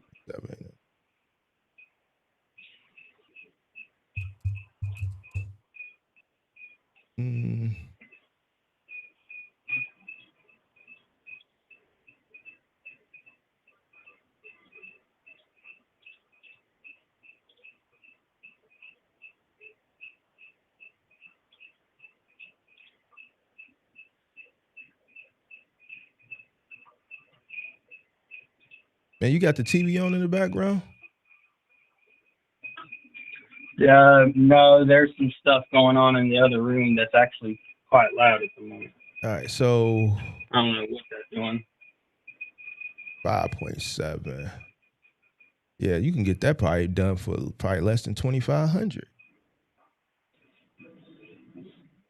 I'm looking at the engine for 1,200, 79,000 miles on it. Got a mechanic that can drop that for a G, no problem. It's not an issue, bro. It's not an issue. Yeah, the only thing I've run into that'll be the highest cost is due to its size. I have to go to a specialty place that can work on it. Cheapest one I got around me is $199 an hour to work on it. So you got to go to a mom and pop. See, that's another thing with living in these small markets. You can't go to Migo truck repair. You know, y'all ain't got a lot of options and shit. So, you know, situation like that, you gonna go to the big truck place off the highway and they're gonna charge you $200 an hour. You don't want to know what a big truck place charging in my market. You dig what I'm saying? But the beautiful thing about living in a bigger market, you got the big truck repair place, but then you got the mom and pops. You know, so you know, I don't know. Yeah. You got to find you a more affordable mom and pop, and then you know, figure out which direction you want to go.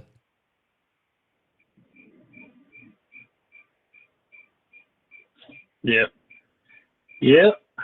But I thought that truck, you know, with everything it had on it, and surprisingly, a running truck for $1,500. It's got a double door curbside on it. It's got a 4,000 maximum pound weight liftgate on it. Well, then make it shake then, bro. bro. For sure. Like shit, make it shit shake. Yeah. Get to work. That was kind of the idea. I've got to get my capital up to where I can get those expenses in and go for it with a business expense for the startup. At least that's the plan anyway. Do what you gotta do, big dog. Make that shit happen. All right? Sounds good, Mark. All right, man. Be safe. You too. God bless. That's it. God bless.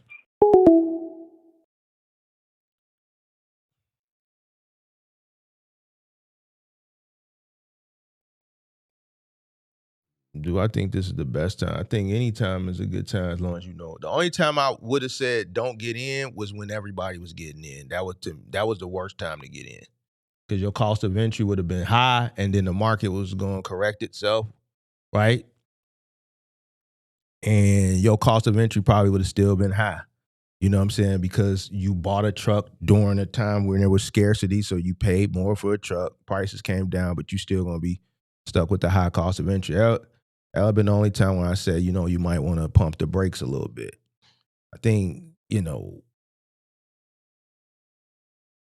diesel is something that's it's a variable. You know what I'm saying? So it's gonna go up and down. Like I wouldn't limit or I wouldn't not enter into an industry based on something that, you know, this goes up and down, you know, like diesel. Like cost of entry, if I'm coming in during the height of the pandemic and there's a lack of trucks and every single truck that I'm looking at, right, because I need a truck to come into the business, is $20, $30, $40, $50,000 overpriced. Guess what? I'm still going to be stuck with a $30, $40, $50,000 overpriced truck once the market corrects itself. Fixed. That's something I might want to say, you know what? I'm knowingly not going to come into an industry where in order for me to come in, I need a truck and there's not many trucks to go around and every single truck is $50,000 overpriced. And even if I want to come in from a rental perspective, like it's just that, no, because I'm still going to be stuck because it's fixed. Maybe I need to wait. Fuel is going to come up and it's going to go down regardless, pandemic or not.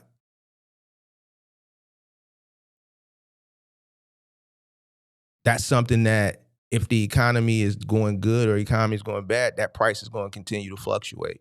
And you just need to know how to survive regardless, right? That's not necessarily going to affect your cost of entry. So diesel,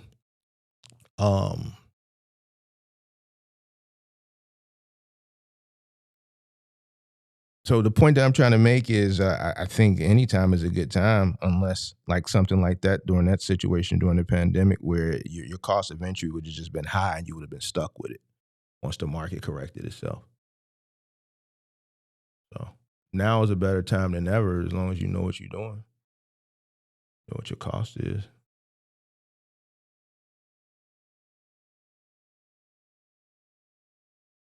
People that's getting out because of the diesel, it just exposes their weaknesses.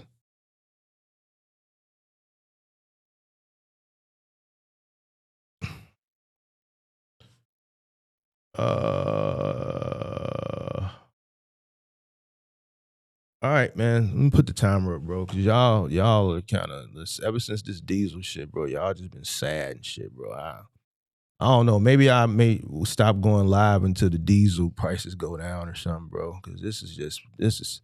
I'll be honest with you, bro. This all started with the diesel prices. The Discord is the same way.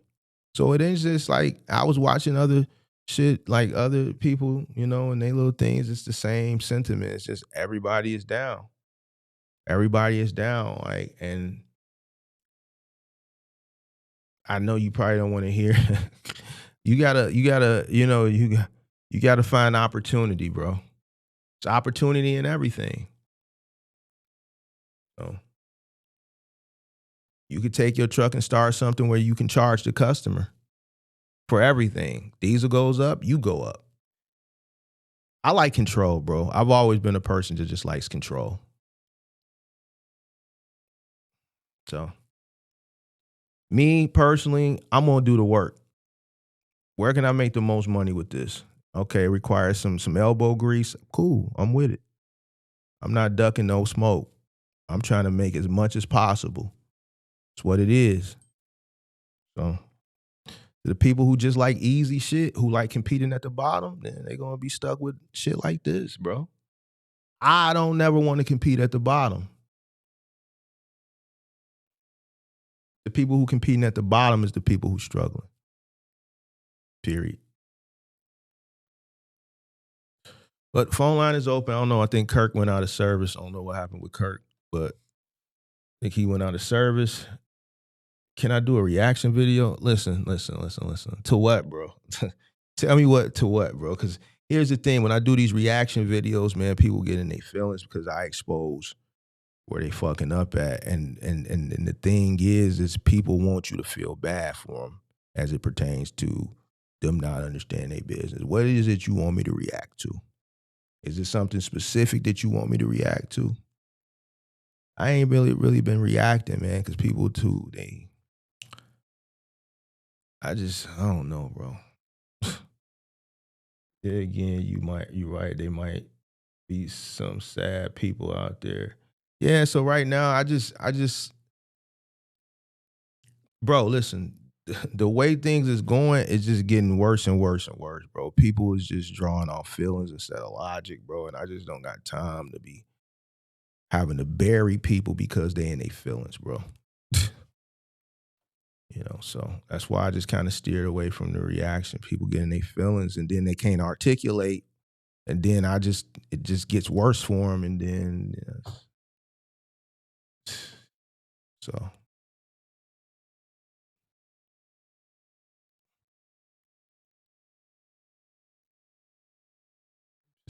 just then I become the bully, I just no, bro.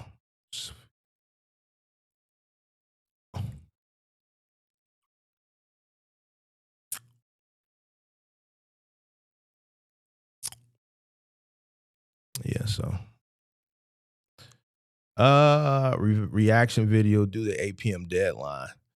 See, here's the thing with that, man. That takes you into politics, and then you got a whole group of people that feel a way about that. They want you to feel how they feel and things of that nature, and then that opens up. So I say I'm avoiding politics. I'm avoiding. Well, I always avoided religion. Somebody kind of dragged me into that shit last year. That was weird, but religion, you're gonna kind of avoid that, and then anything political, we just avoid and do. People get mad, then then I'm gonna because what's gonna happen is I'm just gonna start getting just real disrespectful. You don't want me to do that. I don't want to do it. You dig what I'm saying? So I try to keep things above board, but people don't understand how bogus I could get. I think some people do, but it's a lot of people that really don't understand. Like, yo, I can get bogus. Can't help but to be bogus, man. Coming from the CHI, they hollering fleet. Nigga, I come from the city of bogus. Can't help but to be bogus, man. Coming from the CHI.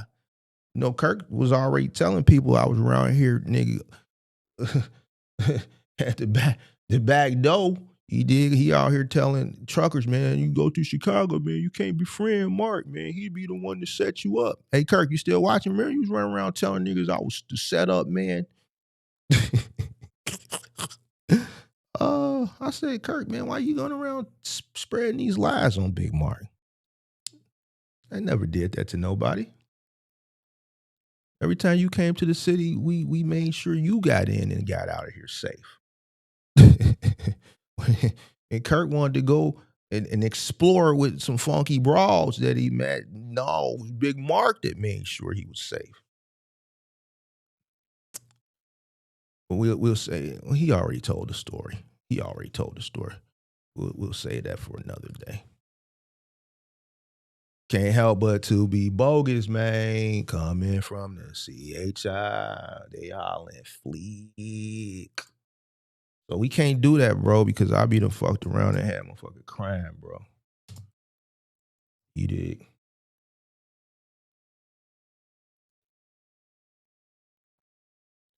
Can't help but to be bogus, man.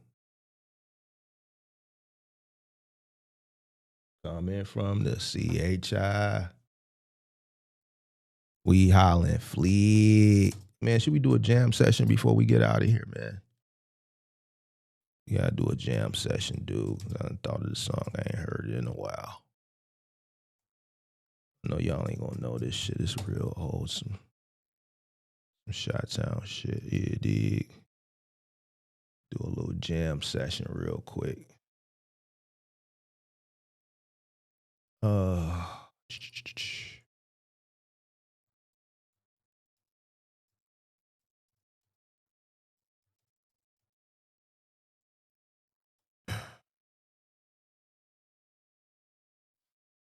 go live later on tonight if we start seeing some action. No. Listen. Shout out to Ken in the building. Ken, where you been at, pimp? Oh, I know where you been at. My bad. What's going on, Ken? You ain't tapped in, man. Call the line, man. Let me holler at you for a minute. You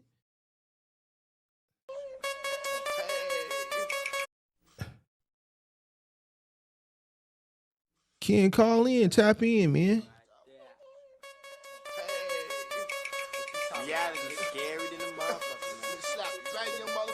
You heard what he said? He said reality scary than a reality scary than a motherfucker, man. See, that's why some of y'all listen to this emo music. Y'all ain't really listen to that real shit. That's why no, it's over some people's head, bro. It's over some people's head. That's over some people's head. Can't help but to be bogus, man. I'm bogus. That's why I'm telling you, bro. I'm bogus. I get bogus with you. Coming from the CHI. We hollering fleet.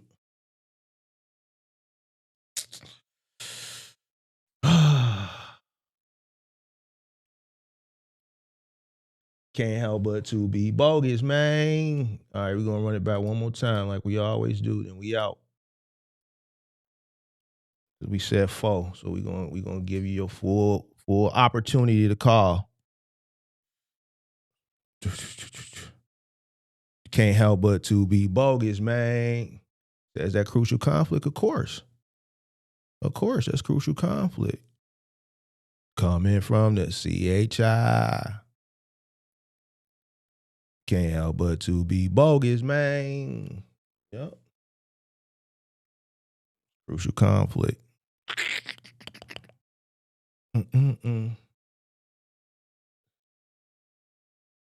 Yep, that's crucial conflict. Yes, sir. All right, call. The timer's set, man. We don't get a call, we out of here, bro. Y'all in this diesel shit. Like ever since the diesel, I don't know. Everywhere I go on the internet as it pertains to trucking, everybody is sad. The live streams on TikTok ain't really popping no more. Everybody's just depressed, bro. Time. Y'all ain't gonna depress me.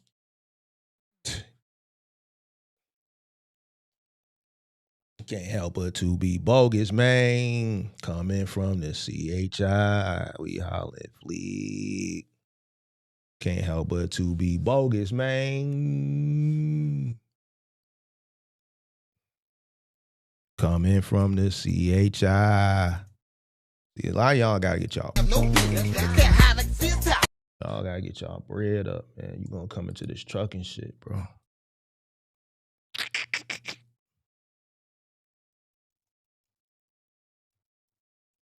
I'm gonna play some old shot shit. Y'all, some bread shit. Get your bread up. Till I hit the last number. What you know about the Star Tech? What you know about the Star Tech? That girl from last summer, lighted our drink that we sipped in the Hummer. Meet me on the shaw cause the nigga got drama. I'm still fly. He said, meet me on the Shaw because the nigga got drama. He talking about Crenshaw. Talking about out west. Meet me on the Shaw because the nigga got drama. Gotta be balling out here in this trucking shit. Gotta be balling. Oh shit. Stop listening to that emo shit. All right, I'm gonna put y'all on some shit that the young niggas can listen to so they can get motivated. Y'all gotta get motivated. Stop listening to this dumb shit. I'm gonna give y'all some shit to get motivated to get to that money, bro. Stop listening to all this goofy shit. I'm gonna put y'all on some shit.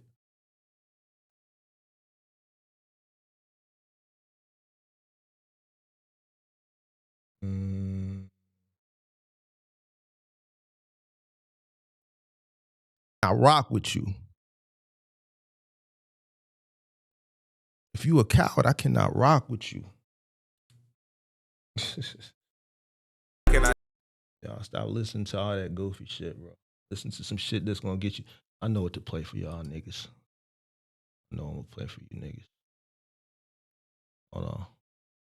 Put y'all on some games. I see I gotta put y'all on the music too, bro. Y'all gotta get motivated out here. Y'all all sad and shit, bro. Y'all really don't like money. That's another thing I should have talked about in the lecture. Y'all niggas really don't like money. Well, Mark, money ain't everything. How the fuck you want to be an entrepreneur and then you ain't prioritizing the bag? Come on, man. Make it make sense, bro. Make it make sense, bro. I know y'all got some little he considered blessed stepping on shit, bro. Even in business, bro, we coming through wrecking shit, bro. We need all of that, bro. The money on the table is right there. Fuck is you talking about? You want to work a week and take a week off, nigga. We need all of that, bro. I want all of that. What are you talking? Hello? Yo. Oh, Big Worm? I mean, Big Mark? Man, who is this, bro? What's up, bro? What up? Mike. What's the deal? I got a question about the box truck. What up? I got two questions. So first of all, what's a good price range for a good box truck, paid cash for? Is it like in the 10s, the 15s, But what's the that? 30s? For like a 26-foot box truck? You said what's a good price to pay? Yeah, like a good price range. I would be looking at 30,000 or less. Like 30, right? Mm-hmm. Yeah, I just saw one for like 30. They had it up for like 40 and they dropped it 30. I was thinking they'd probably drop it to 25, but it was clean as fuck. Yeah, that's what the price range I would be looking at, right? About 30 or less. Yeah, below 30 is like garbage, right? They're No, gonna it get depends problems on and how shit. you vet the truck. That's why I say always take a mechanic, a diesel mechanic, pay somebody to go with you. If you're looking at trucks out of market, then you got to pay one of those companies to go by and do the diagnostic and then send you the report. But if you're in a market where trucks are plentiful, then you could just pay a mechanic to go over there with you and Yeah, there's a lot of box trucks for sale right now, especially with the high diesels. A lot of people are just yeah, selling them shits. yep. So So now is a good time to fucking buy one. Mm-hmm. For sure. My next question is, what's the money maker with the box trucks? Because I'm in the Sprinter game. I'm not in the box truck, but I got 36-foot trailers. The money and maker Sprinter could always be vans. something special. But Household goods, final mile, household goods. even junk removal. To me, OTRs are always going to be on the bottom. And I know people going to get mad because there's some OTR people, but you got to look at it for what it is. Nah, I don't want to put it OTR. Fuck that shit. So I'm going to always shoot for the shit that I can get the most money. With a box truck, you're going to household goods, final mile, junk removal, where you're going to get your most bag at. Gotcha. What's that bag looking like for those runs? Well, it all depends on your market. Household goods, the customer paying for everything. You getting profit off the labor. You getting profit off the truck. You getting profit off the materials. There's no middleman. There's no broker or none of this shit. You are in full control. That's what you used to have a box truck and you used to run that? Yes. A lot more than a box truck, but humbly, the humble answer is yeah. Gotcha. So what's the gross, more or less, like 10 or more or less? 10 or more? What do you mean? Yeah, like what's the gross for a box truck a week doing household? It all depends on your market and what you're doing. 10, that could be. But I'm saying if it's a good area and shit, I can make up more than $10,000 a week. Yeah. Gotcha. Depending on how many trucks you got, you could have one truck and make more than $10,000 a week. You could have one truck and make $20,000 a week. Yeah, I just want to buy one cash and just put it to work and make me some money. But I want to find a good truck, like a good, reliable truck. This one that I'm looking at is fucking. It looks clean through the pictures and everything, but I just gotta go see it in person and take a mechanic with me. Yeah. Yeah, but it's plenty of money. If they went from 40 to 30, I'm pretty sure I could get it for 25. Call them and negotiate. Get what you negotiate, boss. It might take 25 now. You might be waiting for what? You can say, yo, I got 25 right now. What you want to do? They could be like, come with it. Yeah, exactly. So you never know until you call. Get what you negotiate. For sure. All right, cool, brother. All right, later. I appreciate you, man. Yeah. Thank you.